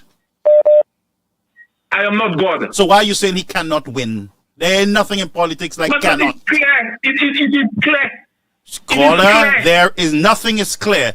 You don't know that. You're not God. You don't know who can win and who can lose. And if Philip Japere wins again, it's because the people put their trust in him. Period. They rather him run the country than Alan Chastanet. They put their trust in him. So that is the people's choice, caller. Whether you can say they bought votes or did whatever, they put their trust. The people rather tolerate Philip Japere than Alan Chastanet. Caller, you have set up the point, and I am agreeing with you that the people choose Philip Japere over the United Workers' Party. Full stop. Period. Why? Go ask them. You're asking me to make an assessment. Okay, I'm not on the ground. Let me give you another example. But I'm going to give you 2 seconds. Hold. No, you hold. I'm going to give you a few seconds and then go ahead. Hear me well. I'm hearing you loud and clear. Look at ancillary canaries. What happened to it? Public said he lost. He won, right? Then he lost. The second time when he lost against a candidate that was invisible in the constituency. And he lost worse. These people have to understand the season is up. They have to go. You have to go where? Let's get new blood into the party. Let us attract young people into the party. Caller? The party is not a party of inclusion. Listen, if you just say something and it is not what they want to hear, you're ostracized, they sideline you. Oh, you got sidelined? I am not a candidate, Chief. But all I can tell you is that I am not a candidate. We gotta go. But all I can tell you is if you're a true diehard supporter of the United Workers' Party, you love the party, you pray and you get involved to make your party better. It's a democratic party. You listening to me? They don't listen. Caller, they don't listen because you're weak. You're weak. That's why. Yes. Because weak people. If they don't listen to me. Weak people give up. Weak people give up and start cussing off their party. If you're strong, UWP, you will get in the ship and you will try to make a difference. Don't give up and say they don't listen. Man. You cannot make a difference with the structure that is there right now. Brother. The structure is what causing the situation. I am saying you are weak. I can help to change it. I can help to change it. I'm not giving up. I'm not going to go out there and say my party not good. Chastanet got to go. No, I would not do that at all because I understand. I am not going out there and say anything. I am just telling you. You're out there right now. You're out there with over 700 viewers. But I want to listen. What? When you don't to listen, you have to head somewhere somehow. Call the it. party needs a new structure. The party needs Call up my a program. revival. Let's We bring this blood to in an the end. party. Call it. We're going to bring this to an end. All I can say to Yeah, you. okay, have a nice day. God- We'll meet in person someday, somehow. Listen, man. God bless you, my brother. Folks, that was a caller wanted to ask Mr. Chastanet some questions about the United Workers Party. As I said to you, folks, let me say something to you. God sets up and he takes down. And the United Workers Party will continue to be the United Workers Party. What you, those of you with concerns, need to do, and I don't want this program to turn out to be this bashing of the United Workers Party. What I'm asking you to do, if you think that the party need changes, it need to improve on its system, get involved. Don't jump off the ship or stand on the side and say, look, the party not good, they're not good, they're not good, they're not good, and you can't say one good thing about your party. Get involved. Don't jump ship and start cussing off the party. They don't listen, they don't listen, they don't listen, they're not good. If the party don't listen, then we got to make them listen. There's a democracy there where all people can get involved. But don't just stay on the sideline and say, it's not good, it's not good, it's not good, it's not good. No. The United Workers Party, friends, the change will come.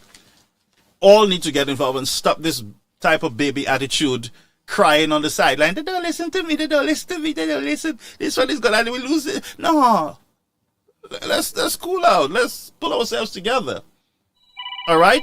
So I'm not going to go on with any more of this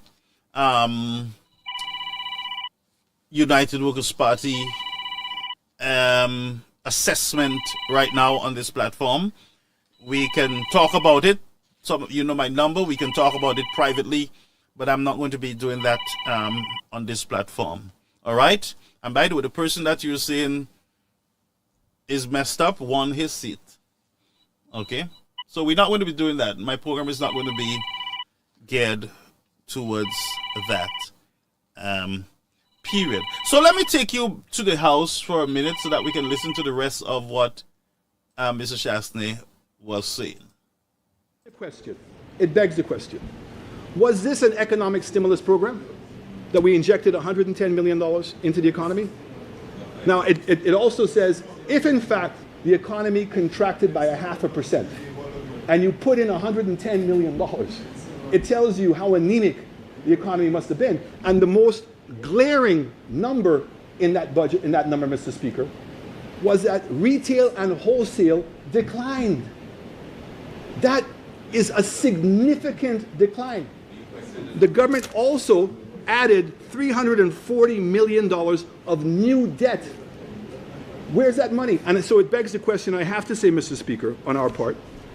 But you'll have to wrap it up. Was this an economic stimulus or was this a political stimulus? You want more time? Was this? Sure.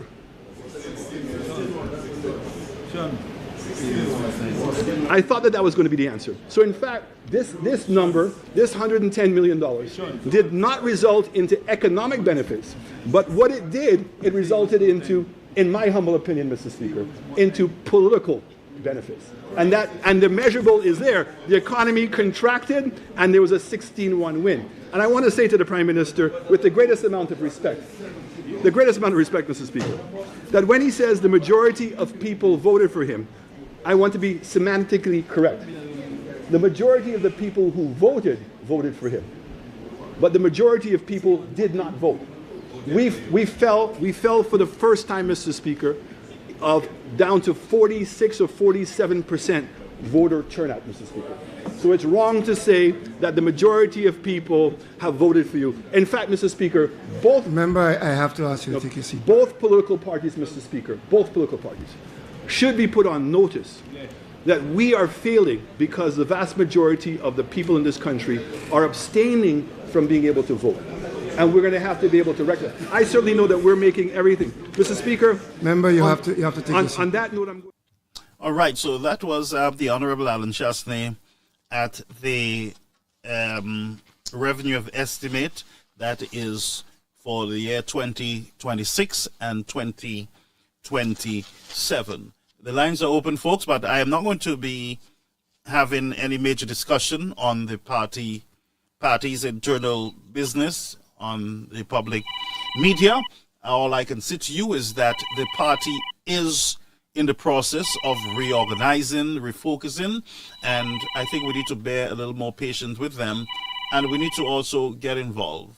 We need to get involved. Calling you on the air, Caribbean American News Media Platform. Mr. Garfield Sobers. Yes, Mr. Bermuda the Great. What's happening, man? Hey, you're not bad at all. But you already spent a lot of time with that joker. You guys see that guy's a joker? Well, you know, people want to view their views. That's okay.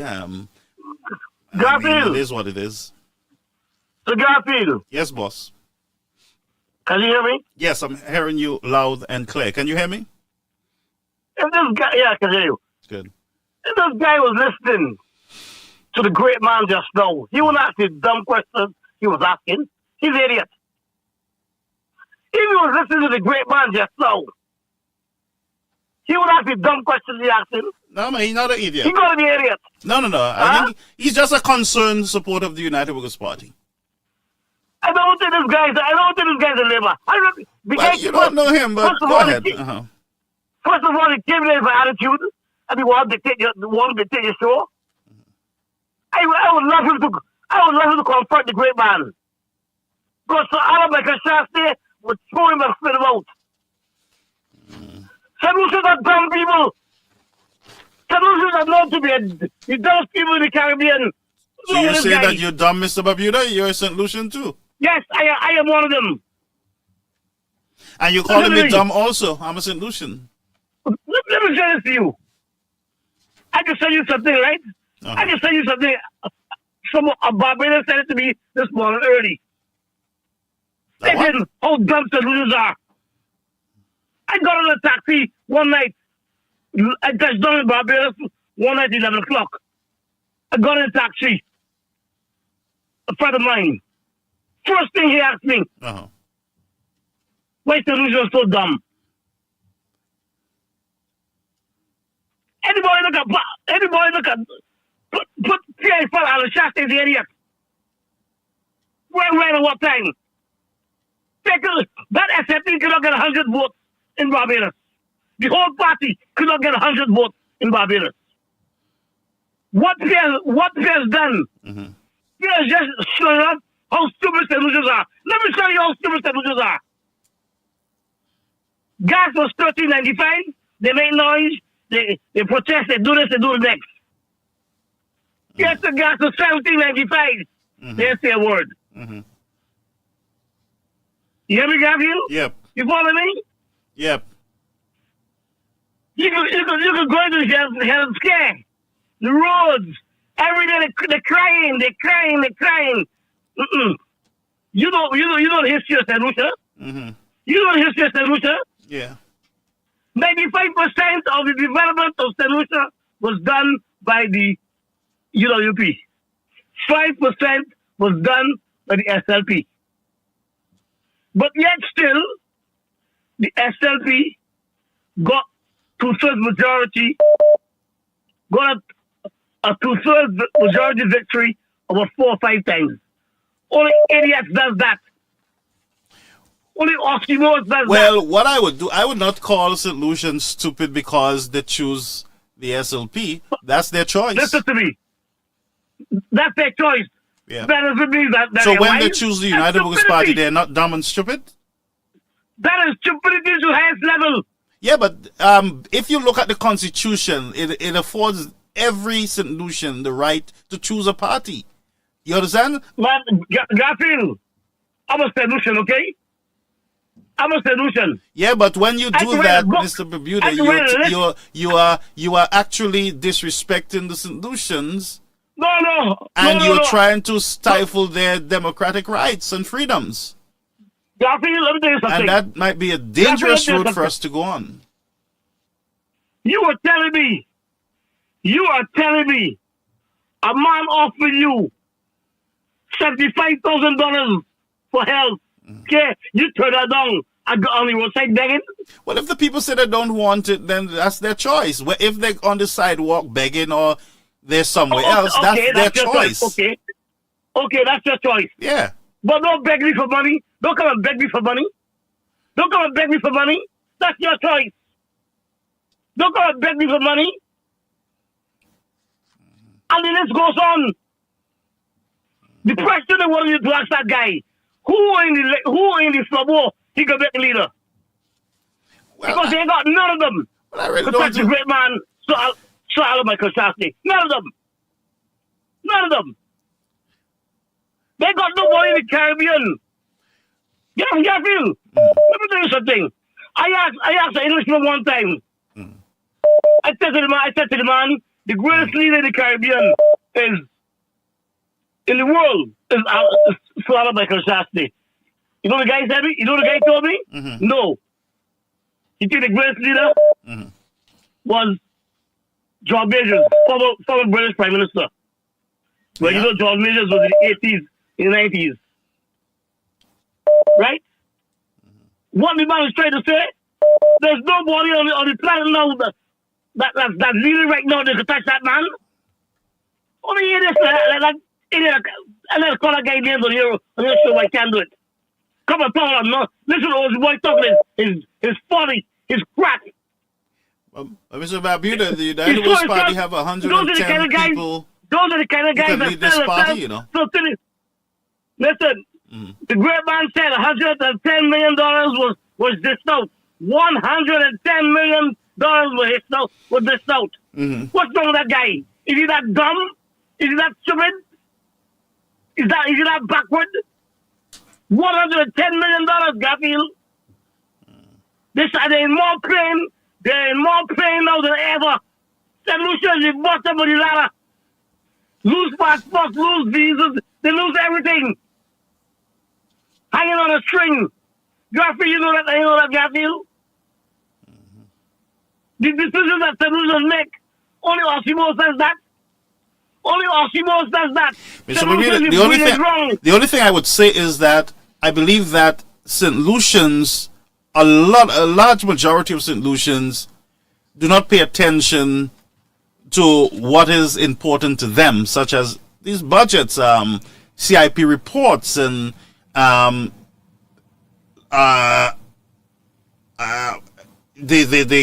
global challenges. They're busy talking about who's red, who is pink, who ugly, who boyfriend got taken away, and all kind of petty stuff. But what really matters to the people, they don't spend time looking at it. And if they do, it would be reflected in their actions in the country. You know, look at the pollution on our beaches by our own local people. Look at what we're doing to ourselves. So Garfield, let's take Kenny Anthony. Had he done anything good for St. Lucia? They gave him 3 terms in office. For what? Well, you can't say. To tell the truth, I wouldn't say Kenny Anthony didn't do nothing, Mr. Bermuda. None of substance. None of substance. The big Pierre. And he's waterer. Nothing to talk about. Chastanet. Listen, if you follow the debate, when the great man asks those guys questions, you know what they say? I give you 61. I give you 50. Why? Because the SFP full solutions with the same thing, with the same nonsense every election. Promises, pie in the sky. The government giving up messages, the government insulting them, doing the worst things to them. And people like Oti Boy come talk, and that guy come talk a lot of nonsense, talk a lot of crap. All right. This is just dumb. Okay, thank you. All right, so dumb people. Yeah, I don't think so though. But man. But you don't think so? No. Garfield, once upon a time I would have said that. Once upon a time, like 20, 30 years ago, I would have said that. I think that's the ease. I disagree. I can send you a video a guy said to me this morning. The world don't know how dumb solutions are. What's wrong with you, Garfield? You living on the rock or what? Well, Is it true? no, but I think we have great You see, let me solutions. say this to you. Now, it is people like you, Garfield, I must say, it's people like you that go around telling solutions that they're intelligent for doing their nonsense. So now you're telling me Okay. that I'm bad. Yes, you because you know they're doing nonsense. Yeah, but I listen. S.S.D.F has been in office the formation about 75 years. S.S.D.F has never produced a good leader ever in history. The solution level, listen to me, the Communist Solution Level Party, Mongoose Gang, government never produced a good leader, never ever in history. Name one. Yeah, but Solution had two great leaders, and they both from UWP. And I am not a UWP supporter, not an SMB supporter. I'm an Chastanet supporter because the only man is the queen. caller, you got to be a You United can do Workers that. Party supporter, not an individual. The party is much bigger than the Honorable Alan Chastanet. All right. I understand all that. I understand all that. But a lot of promoters are set out. They sell the life of for 30 million of silver. That's what they do all the time. Well, that's their choice, you know. They can election. they can sell for whatever they want. You know, they can sell for green figs. That's a choice that they have. I asked you a question. Have And a- please answer me, Garfield. I have a call Name coming in, me but go one ahead, good quickly. leader. Name me one good leader the SFP has produced. Name me one good leader. One. You can't put me on the Name spot, me but both Because parties, Garfield, as far as I'm they don't concerned, are have- necessary for the development of the country. I just proven to you that solutions does vote for zero. All that's voting for zeros. They love zeros. Yeah, but no, our people, the people, you know, not all solutions are what you say. Garfield, don't forget you're a preacher man. You don't lie to me, you lie to God. If you're lying, you lie to God, not to me, Garfield. I'm going to listen to you, Garfield. Thank you, Mr. Bermuda. These people are dumb backward. These people are dumb backward and stupid. Oh. I hear Ozzy Boy say one time, listen. Ozzy Boy said, Captain told him to look after the party. They have some fellas in there, blah, blah, blah, blah. But what Ozzy Boy didn't say, the only person that was in the party, no, when Captain was alive, was probably Guy and the great man, Sir Michael Shaftesbury. All the rest of the guys are brand new. The caller just called just now. All those guys are brand new. What are you talking about? Get young players. What is he talking about? Is he that dumb? All those guys are brand new. All those women are brand new. What do you want to bring babies? Why go make a baby for $1,000? I get you $1,000, my idiot. Well, I can tell you that there are a lot of mothers out there who are pregnant now and going to be giving birth, I think August or after August. They're going to be happy for that $1,000 still, because They're gonna, $1,000 from nothing is a lot for some people. You better believe it. It wouldn't maintain a child for all its life. But $1,000. You ask them $1,000. If you don't have 1,000 and you get 1,000, then you're in good shape. You're going to be married over. Listen to me. The great man offered unemployment benefit. Mm-hmm. The great man offered $75,000.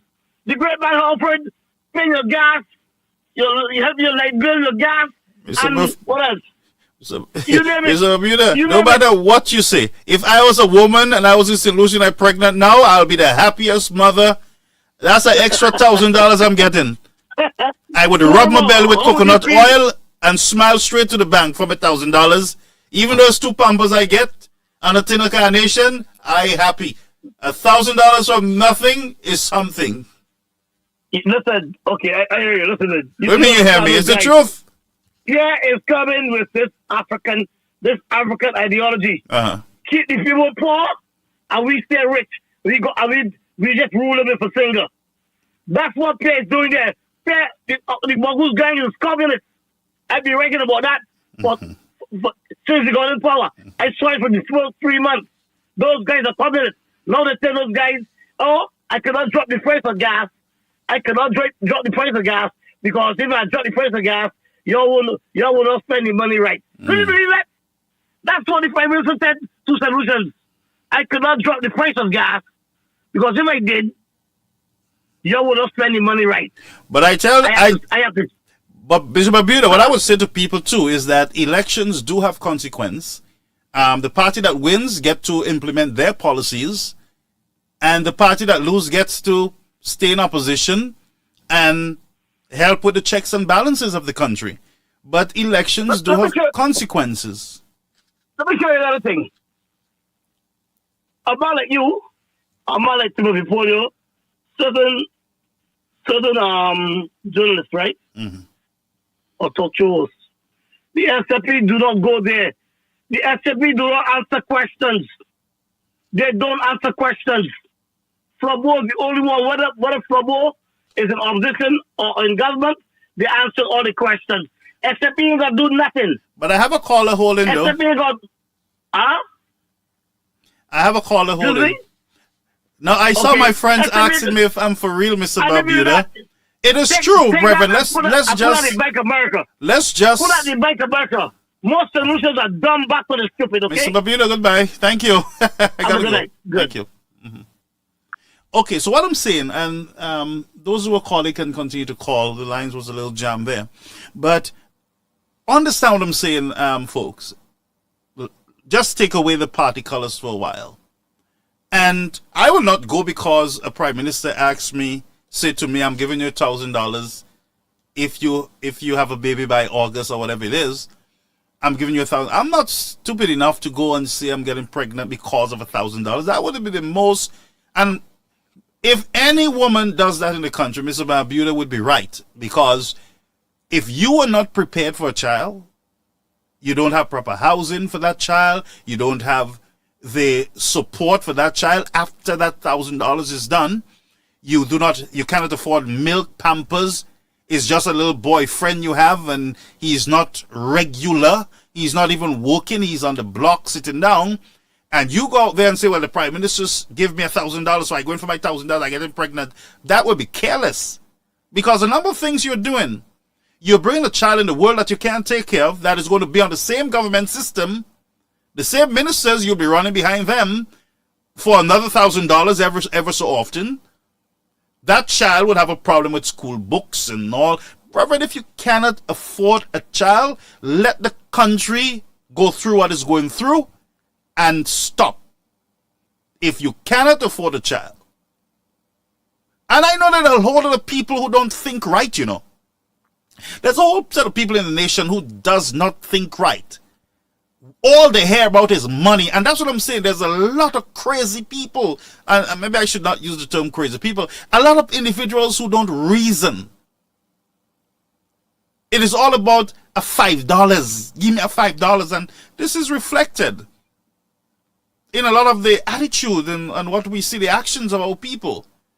Give me $5. I'll vote for you. Give me $100. Give me $1,000. I make a baby.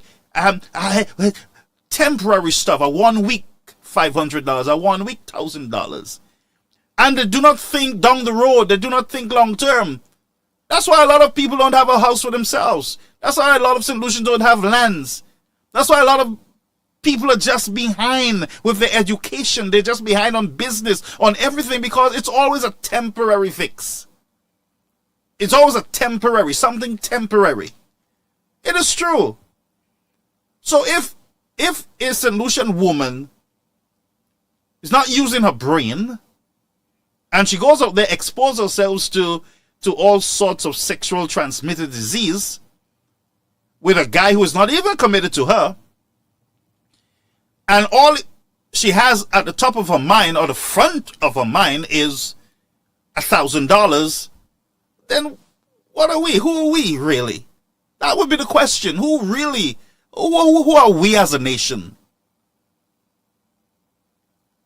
So don't come and say, Philip J. Fair give me, say $1,000, and so you just pick up a man and you just be doing nastiness and carelessness with yourself, and then the $1,000 is finished. You blame Philip J. Fair and you call the child Philip J. Fair's child because you hear $1,000. He didn't tell you go pick me for $1,000 or make children for $1,000. $1,000 can't even get the child delivered as far as I'm concerned. Huh? But we got to be able to think straight. If there's a mother, and I'm not here to big up the Prime Minister, big up government, I'm here to be fair. If the Prime Minister, who was voted in based on, maybe his policies, a lot of people vote for his policies, they vote because they like him, they vote because they don't want UWP in power, they voted for what they're getting now. So if the man say, okay, a mother say, look, I had zero, my belly big, I have a child. Before the Prime Minister announced this, I welcome that $1,000. I can go and buy some shimmies or some stuff at Bobby's or somewhere, or at S.S.D.F for the child. I can get a little box of powder or something for the child. That $1,000 goes a long way for somebody who don't have nothing. A matter of fact, it's the people's money. It's the people's money. Might be small, but it goes a long way for a mother who had nothing. Come on. So I'm not going to make that a big mountain for me to climb over. But what I'm saying to you is that there is a problem in the world when it comes to maternity, when it comes to babies being born. The population is dwindling. We are killing half of our people. Half of our people are killing themselves. Cancer is wiping a lot of people out. You know what I'm talking about. Sickness and disease. If I was the government of Lucia, I would do everything that I can to boost up the medical institutions. Because that's where we are losing our people. We are losing them on the streets with guns. We are losing them in our hospitals when they go. Either lack of medication, the right procedures are not being done in the country, and people can't go out, so therefore they just stay on their beds. And many of you would have known someone who was sent back home from the hospital and died at home. If that individual was in another country, developed country, then they would have got the medical intervention and their lives would have been lengthened. So there's a whole sort of things that are destroying the human race. And two, the reality is that people don't want to talk about is that this younger generation, they're becoming more wise. They're protecting themselves. Back in the days, people would just be having 5, 6, 7, 8 kids. So you can understand that decline. You're having now a more enlightened and educated generation. That's a fact too. You got to look at that. You have a whole lot also of individuals who are saying, look, I'm going to just have a boyfriend. In other words, you have a man saying, look, I'm going to be with a man. You have a woman saying, I'm going to be with a woman. Right there, you have stopped the production of babies. The reality is, if two men come together, they can't make a child. If two women come together, they can't make a child. They have to adopt. Remember, the problem is an alarming level of childbirth. So there's a whole lot of stuff that are affecting our nation. But people are more educated, more informed, and the young people are not allowing anybody to get them pregnant. Some of them are putting their career first. They're putting their education first. Some of them are putting even their Christianity first over their emotions and their feelings. So it's going to fall, and there's not much the world can do. You can pay people, you can give them money. When people decide that they are not going to have, or they can't have, and by the way, the foods are preventing a lot of families from having children. There are a whole group that want to have, but we are not addressing the problem. We need to have more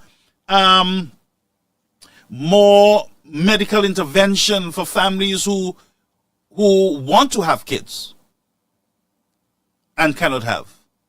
There are families who are fighting, have been fighting for years, but there's a problem with their reproductive system.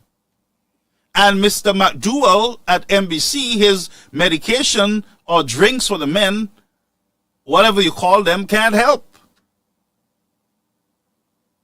You understand what I'm saying? We have to strengthen the institution if we want to fix this this problem in the country. We got to fix our institutions, especially the medical institution.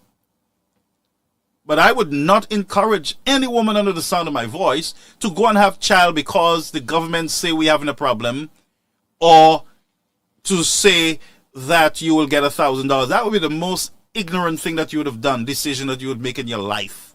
A matter of fact, that would be the most stupidest thing that you would have done as a young woman.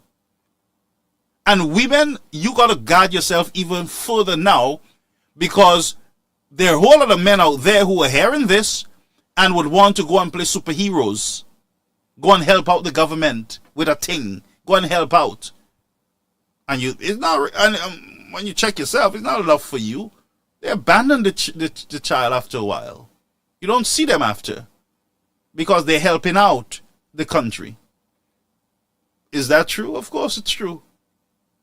So don't go do foolishness with yourself and say, blame the Prime Minister giving $1,000. If the Prime Minister have an extra $1,000 you want to give it to mothers, go ahead.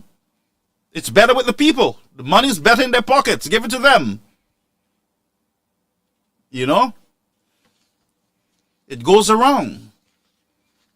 But don't do foolishness with yourself and say the Prime Minister said to go on. And we got to lift the discussions that we're having too. We got to elevate the discussions that we're having. It's a fact. We got to elevate it. You know? There's certain fights we don't take on. There's some you got to take on. That's a fact. What really is concerning to us is the rising debt, water crisis, the food challenge, and the gas. Believe it or not, that gas price is going to go up. I saw at one pump here in New York, $5. When I went, my gas tank was empty when I went to that gas station and I saw $5. Guess what I do? I put $10 gas in and I head to Costco, to BJ's, where I get cheaper gas because I'm part of the club.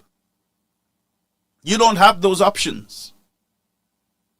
So you got to mind your business. You got to look for what is important to you. And what we do not want is our government to start getting some of you comfortable that you get careless because a little $500 is good, a little $200 there, $500 there, and you have no meaningful employment. All you have is this temporary fix. And until the next election, some of you will continue to have temporary fix. $1,000 is not a... Folks, come on, let's raise the bar as a people. Don't let people call us stupid. You're not stupid. You're an intelligent people. And I'm not going to sit here and say that you're stupid because you choose the Labour Party over the United Workers' Party. That's your democratic rights. And I'm not going to call you all perfect because you voted for the United Workers' Party. You have a choice. You can make those choices. You can decide who you're going to support and who you're not going to be so. And even within the United Workers' Party, you can decide who is your leader and who is not your leaders. That's your right. But I'm not going to sit here and cuss anybody off and say, you're a fool, you're not good because you don't like Chastanet or you don't like this. No. And Mr. Chastanet will tell you he's not the United Workers' Party God. And he will tell you, the first thing he will tell you is that I will not fight the party. I stand with whatever decision the party makes. And that is important. That we do not idolize people and treat them like they're the only ones that can lead our party, and that if we don't elect them, then the party is going to crash. There is always leaders, and if our party cannot produce leaders and we say there is only one person that can lead our party, then something is wrong with us and our party. We should be able to have 5 good leaders at a time to take over the leadership. If Mr. Shasta decide, look, that's it for me. I'm just going to support my party and I'm going to just step aside. We should be able to say, look, here is a man who can do the job. But what we cannot do is to start firing shots at our party, firing shots at our leaders. And I always say to you, even in private, that I believe that there are some leaders that need to be shift around. They need to be either demoted or allowed to function somewhere else. And I'm sure that the party will have the opportunity at their convention, and even before that, to make those decisions. But sometimes we need to just work with the party and don't just say that they head hard. No, everybody head hard. But if you keep pushing, that's what you call activism. If you keep pushing and you keep following, respectfully following the process. There are some people who have no respect. We got to respect people. And until we respect people, yes, we might be in the wilderness. We got to respect people. That's number one in gaining the confidence of the people of St. Lucia. We must learn how to respect all views. The views can be stupid and as ignorant as it is, but we got to respect people, allow people to be. Not all the time you have to run to cuss people off because they don't agree with you. And we do it and then we blame the leaders and say that's why we lose. No, sometimes we as supporters run the people with our attitude. But politics is about winning the confidence of the people. And to win the confidence of the people, we must show respect and regards for the people. We must show respect for the institutions of government, the laws of not only the party, but the laws of the land. We must follow the law. Don't break the law. Don't park where you're not supposed to park. Don't throw garbage where you're not supposed to throw garbage. Respect your neighbor's boundaries. You will win the confidence of the people if we have more love for the people. And most of all, you got to love your country.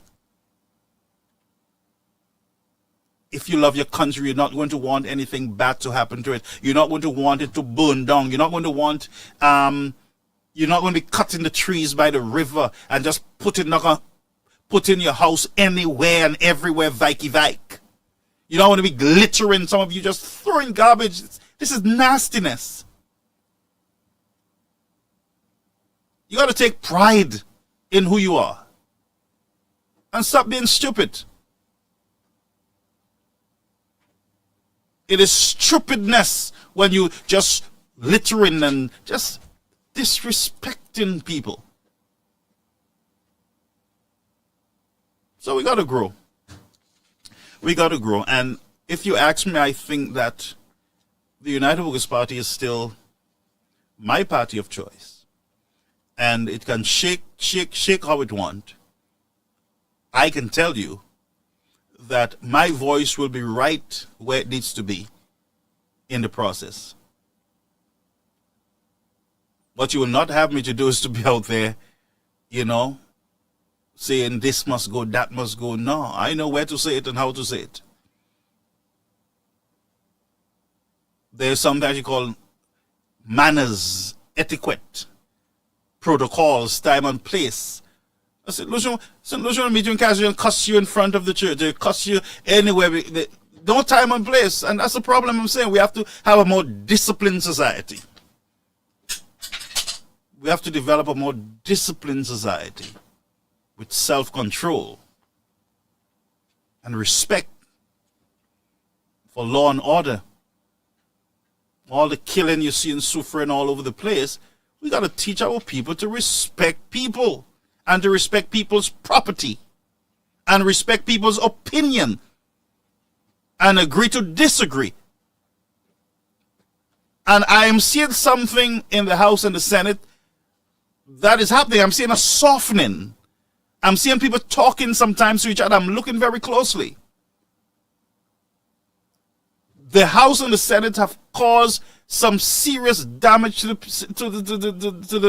the country with all these fights and unnecessary nastiness that they have been doing. You're debating a bill, it's all about the person and this, how they look, and all this craziness, and no substance. That we don't discuss the substantial matter, which is the budget. Like the minister, foreign affairs minister, you heard nothing much about the global crisis with our diplomatic relationships around the world, our visa threats and issues, travel advisories and all the different stuff. You hear little, all you hearing about 16-1, we win, and we win, and we win, and we win, and spend all those time, friends, on the crisis that is before us. The elections is done, gone. The next 5 years, 4 years, it's coming back. The next 4 years is going to come back. But for now, you got to build your nation. Because you got to live in it. I might not have to live in it. But you will have to live in your country. You will have to drink your water. You will have to breathe the air. You will have to go to the medical institutions in your country. You will have to deal with the crime issues in your country. We have families on the ground that we are praying for. So I think we should pull ourselves together and focus on what really matters.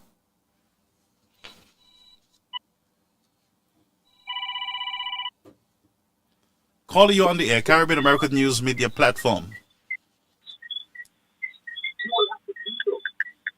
Calling you on the air. Calling you on the air. Yes, good night, Garfield. Good night, sir. In light of your show and the callers who called before me, I want to just add a few things here. I listened to Alan. Alan always comes out really good in the house. Although I felt this thing he talked about with Richard. I don't know if you heard when Richard stood up, when he mentioned about in the house about he not being afforded an opportunity to appoint someone. Oh yes, and yes. Richard stood up and said that, listen, you know, you the member for Miku North is not he don't see anywhere in the legislation that says he has somebody on the opposition. And then what's his name? The Speaker of the House, Claudius, was challenging Richard about it. Now, for me, you know, was that an awkward moment, Colin? It was sort of a bit awkward on two sides. For me, even with the Speaker of the House coming to the defense of Alan, which I found was a bit strange. Yeah, very much. And also from Alan himself, I found that was a little strange because 4 years. I mean, I would have brought up that situation way before, not now. Yeah. I mean, 4 years your people don't have a representative on the council itself in Miku North, Miku South, excuse me. I mean, at least, you know, I would have, you know, the responsible thing I would have done is to get somebody on the council in Miku South. Well, based on what Mr. Chastanet was saying is that he did try. Well, apparently, you know, he never made it public because we are only knowing that now. Yeah. And knowing that now to the point that even the speaker himself challenged Richard about it. Yeah. So I think you know, we need to at least be more on the ball as an opposition. Yep. And need to do what we need to do. And that's why we need to strengthen the opposition. We need to strengthen the United Workers' Party leadership. We need to, as a people and supporters of the party, need to come together and ensure that we have what it takes, you know. Yeah. So that is the exact thing. Now the other thing for me is I listened to the first callers, the very first one I think you had on. Yeah. And somewhat he sounds like a very disgruntled UWP. Yeah. And I can tell you, Garfield, there's a lot of them around. I mean, I walk the streets every day, and you meet UWPs who tell you, listen, the party cannot continue in the same fashion as it is now. However it's been articulated, everybody has their own way of, bringing their concerns across. Some are a little more agitated than others. Some others are a bit docile. Yeah. Some are more respectful More than diplomatic. others. But you can't expect everybody to come across the same way. No. I think what needs to happen now is UWPs needs to basically start hearing each other out. Yeah. And trying to see what the problems are that we can start to deal with it, as opposed to just shutting everybody who comes with a quarrel or some sort of disagreement and shut them aside. Yeah. Because a lot of what they're saying has merit, whether we like it or not. We're in a situation where we have lost 2 elections back to back, right? One more miserable than the other. And we are not blaming any one person for that. But clearly, if you have a ship and that ship has sailed and found itself in the bottom of the ocean, the captain is normally the one you find the answers from. Correct me if I'm wrong. There's some level of responsibility that lies with the captain. Now, that's for the ship, right? Having said that, yes. Having said that, it doesn't mean that he alone contributes to where that ship ends up at the bottom. But you have to start somewhere. You have to start somewhere. What we are saying is a lot of people are concerned that we're supposed to be in some sort of preparation to convention. And basically you're not seeing, you're not hearing anything. Basically the party has gone silent. You have not heard any address by the leadership to the members, whether it be at the branch level or at the senior level. No one knows what's going on. Everybody meets you. Oh, what's going on? What are you hearing? When is convention? When is this? When is that? Anytime a party loses or wins, you have to go to a convention. That is almost something that is automatic. Well, I know the party is heading to convention. I know that they're gearing up for that process. All the reviews will be done, I'm sure, before that. That's what I can guarantee you, that the reviews will be done. And because at this time you cannot go into convention without knowing what went wrong and what you need to improve on. It will be careless for us to go into a convention without facing the reality.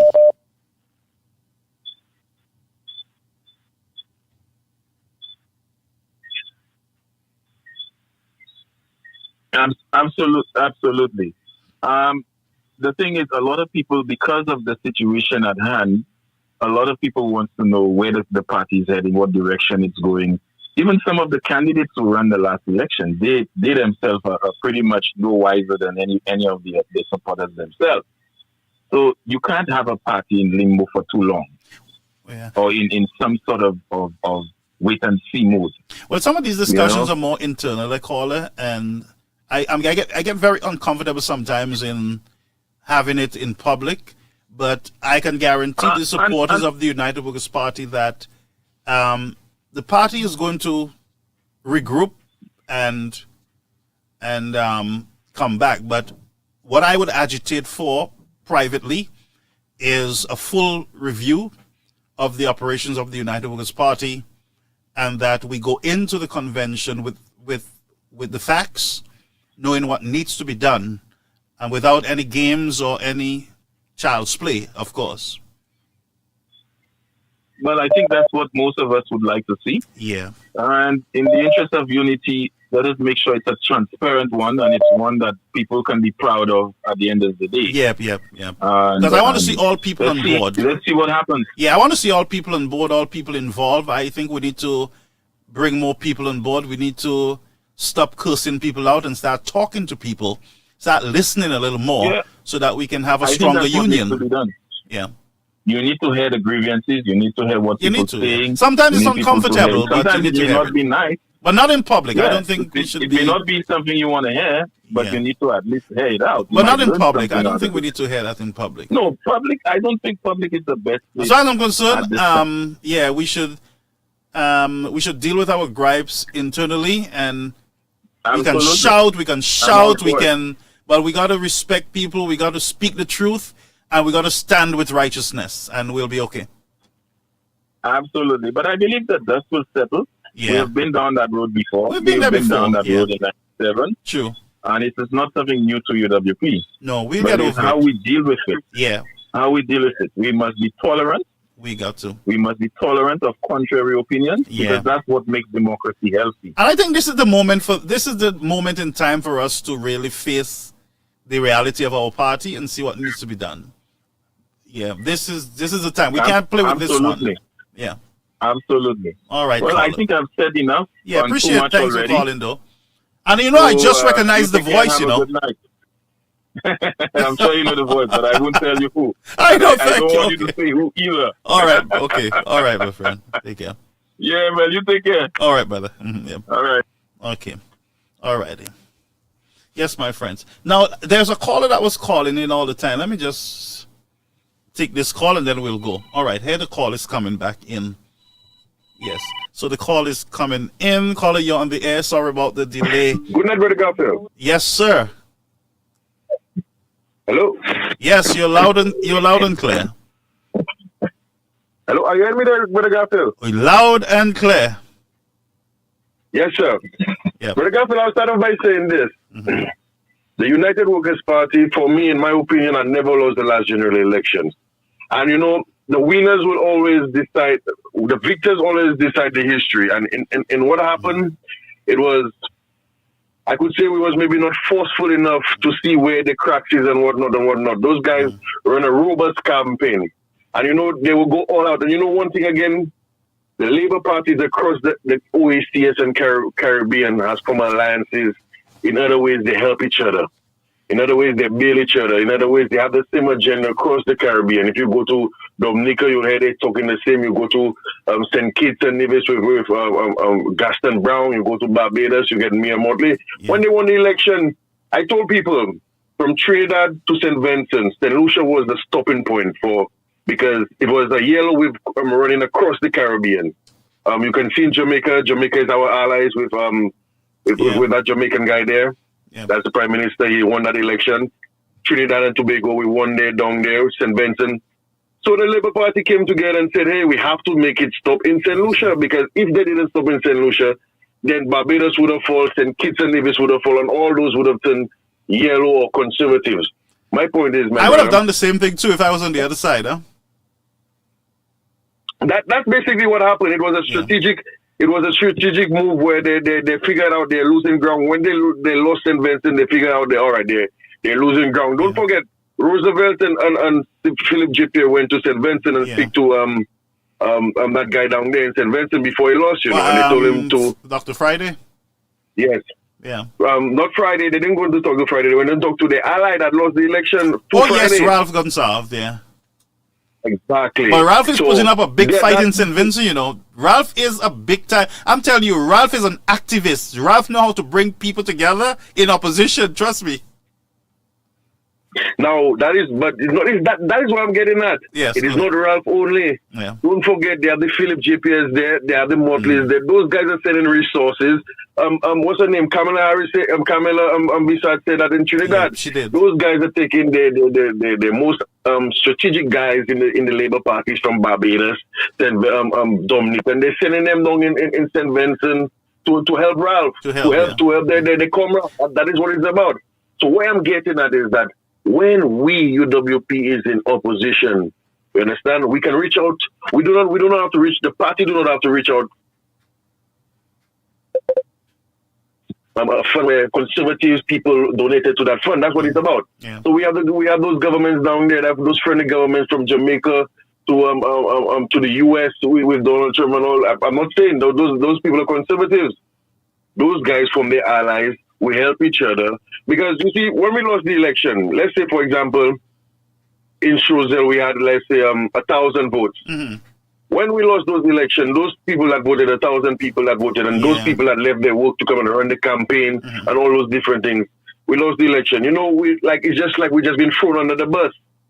But if we had a safety net that can hold our 1,000 people, so by the time the next 5 years come, we can build upon the next 1,000 to make it 2,000 people. You understand what I'm trying to tell you? Yeah. In other words, we do small housing repairs in the community. We take one house in every community. We UWP people fund that. We help buy plywood. We help buy blocks. But we do that by our fund. There's a fund that conservative parties across the Caribbean help each other. But the same way the Labour parties across the Caribbean help each other. Right. As a conservative movement in the region, we got to be able to lift people's burden. You understand what I'm saying? We got to impact the person, the individual, you know. Because you see, yeah, we got to have strong policies that will impact the family, the person, the individual. One of the reasons to Brother Garfield, not to cut you short, because my phone will die any second. Yeah, one of the reasons to Brother Garfield, I will tell you why Sir John was strong, because it's that kind of mechanism. Whether in opposition, whether in government, the United Party members feeling safe. Yeah. They know they can turn to a UWP, a fellow UWP, and say, hey, such and such and such, and still reach out. In other words, we still have back channels that our people can reach out to, that they can get assistance in different ways and in different means, so that they do not feel neglected, they do not feel easily bought when election times come, because they know they're worth. You understand? Yep. But you make a lot of sense. So I will just cut it by saying this, Brother Garfield, because I'll keep it short tonight. I'll just come saying by this is that if in opposition, we do not take care of the people that voted for us, we do not take care of the people that ran the campaign for us, and over the 5 years, after 5 years again, we try to come back and try to convince those same set of people, we're not going anywhere. Yeah. So in other words, we must strengthen our community branches. We must leave some of the offices, strategic offices around the island open, that any way UWP person can come in and or any person in the public, not just UWP persons, anybody that needs help, basically, then and they don't want to turn them because they already tried that avenue, the government avenue, so they can come to our avenue. Then they can remember, well, 4 years ago that person still helped me with one sheet of galvanized. That person helped me, with a little school bursaries. You understand? That is where we're going to keep it grassroots and keep the movement flowing, because it has to be continuous. It cannot be, all right, we lost the election and 5 years we go back and sleep. And then another 5 years we try to come back and convince the people. And No. People, they would see that you're not genuine. You have to always be there, with them. Yeah. So, in other words, if they say the party do it, I hear a lot of people say, oh, the party do not have money. Trying away for the party to have money. And we have conservative people out there. Send some of our operatives, send them in St. Vincent, send them in Trinidad, send them Jamaica, send them Singapore, because the Singapore government is a conservative government as well. Too, right? Yes. That's right. Let us build a trust fund. Let us do something that, whether in opposition, whether in government, we're taking care of our people, and we're not just taking care of our people, we're taking care of everybody and a large. And we got to watch Antigua. We need leadership. Yeah, we got to watch Antigua this week and see what happens. Yeah. All right, my friend. Thank you so much. Thank you so. We got to monitor Antigua, the Antigua elections too. Yeah. All right, folks. This is the last call that we'll be taking tonight. Let me just read a few of your comments, and then we will close the show. My friend Martin is saying the citizens in Sir John's era were more politically intelligent and wiser than the St. Lucian we have now. And I kind of wonder why, too. Instead of progressing, we're regressing. I'm not sure why. All right. Lydia says, you can understand that I will listen to them. Okay. Jean Francis, money put labor to power. There's nothing wrong with Alan. You write callers so people could see it. Yeah, is not the leader. Someone says, caller, money talks. Labor has all our tax money to run elections, but UWP has to struggle. They don't have money. Someone says, good for you, my brother. Me neither.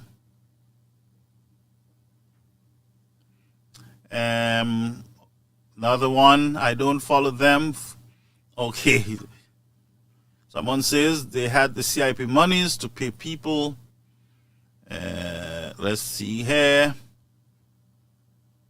No party which came into power through dishonest practices can never develop the country in a good way. Let's read two more and then we will go. What benefits me is some say they are flabos.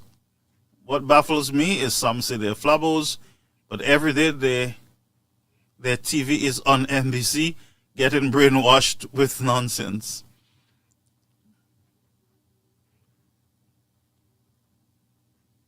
Okay. So I think that's it for comments. Let me see if I get one more. Someone says, why you don't go open your own party and telling us change leadership? You don't like go, my friends. Okay, so, all right. So Brooks, the party, the United Works Party is a big machine, and we should let not our hearts be troubled, but all should get involved in the process. Don't get vexed with people, folks, over their statements and stuff. Let's just work to bring people.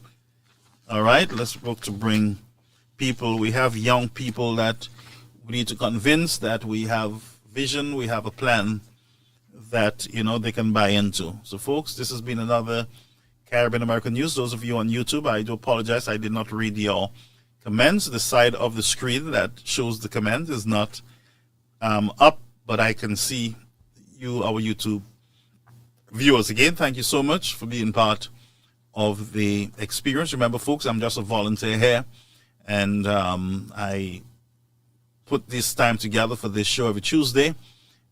So when I can't do it anymore, of course, I'll let you know.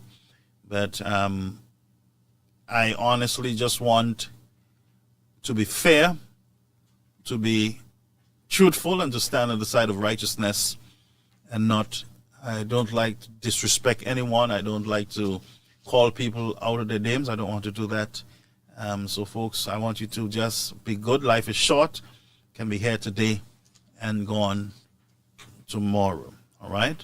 So blessings to every one of you, and may God bless you. I'm your host, Garfield Olliver. It was good being here with you. Thank you. Welcome to Caribbean American News Media. Let's get to work. I'm here to help. Welcome to Caribbean American News Media with